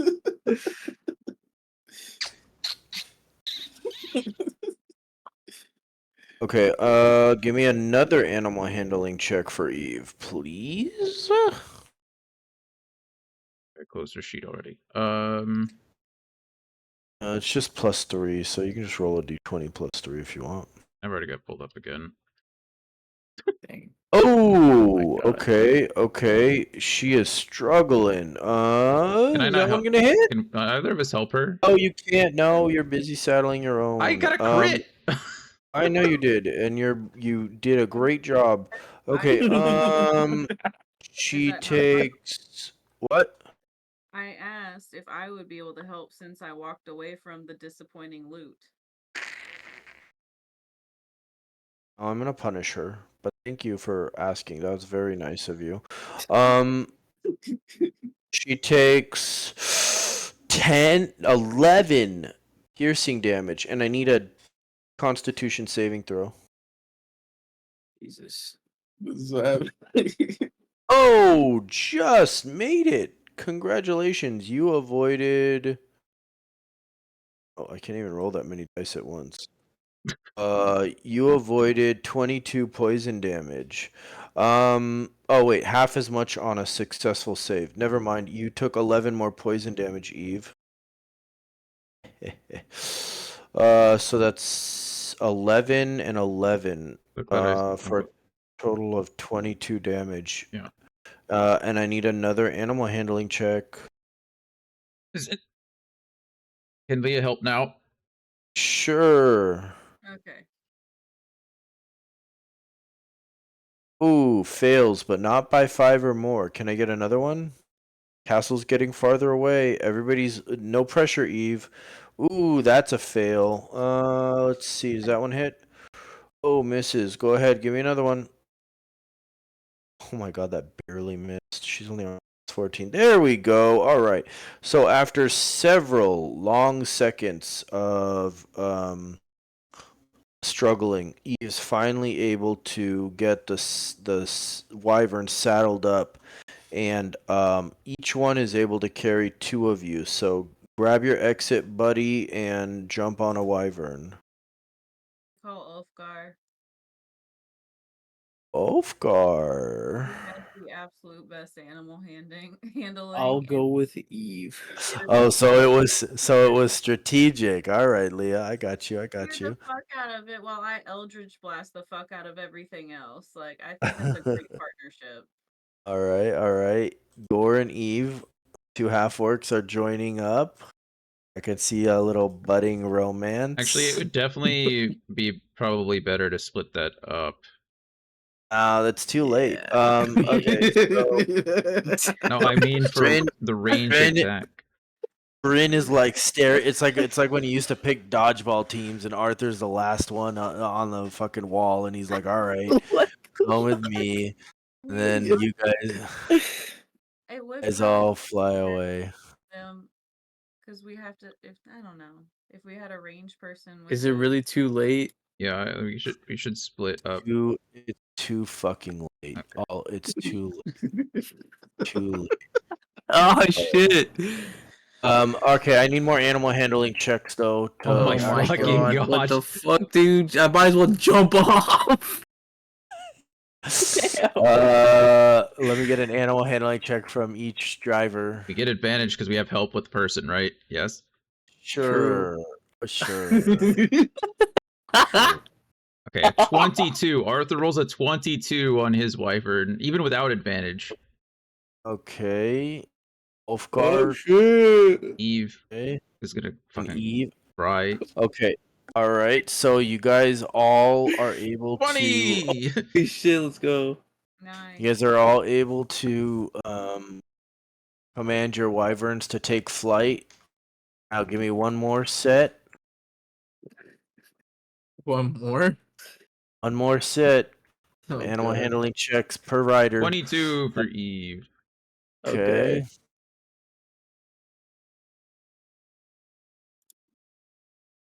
23 for Arthur. Ooh, Ulfgar. Unfortunately, you don't make the DC 15 check. And your wyvern is stubborn and hangs back. Go ahead and give me another one. God damn it. Circles. Ooh. Motherfucker. Yeah, the wyvern kind of flops back and forth, kind of trying to shake you off a little bit. Go ahead and give me another one. Ulfgar, what the hell? You feel silly now, don't you, Leah? Right. Faith in you. You're embarrassing me. Okay, all right. Finally, Ulfgar is able to convince the wyvern to continue flying, and after 2 successful checks, the wyverns seem to submit to your control as they chase after the castle, which is easily visible out to a range of 5 miles, although it's not moving very quickly. And the wyverns are able to catch up to the castle as it is in flight and are going to end there. Holy shit. Jesus. We made it. That was wild. That was a crazy session. As you look over your shoulder in the distance, Miracella stands at the doorway to the wheelwright's cabin shop thing and waves to you. Deuces. Toodaloo. Like if we just left corpses in front of the stables. We just I would totally way back. oh We right. left what? Like we just Right. left a pile of corpses in front of the Bodies, stables. yeah. I know. Hey, Let the you bodies hit the floor.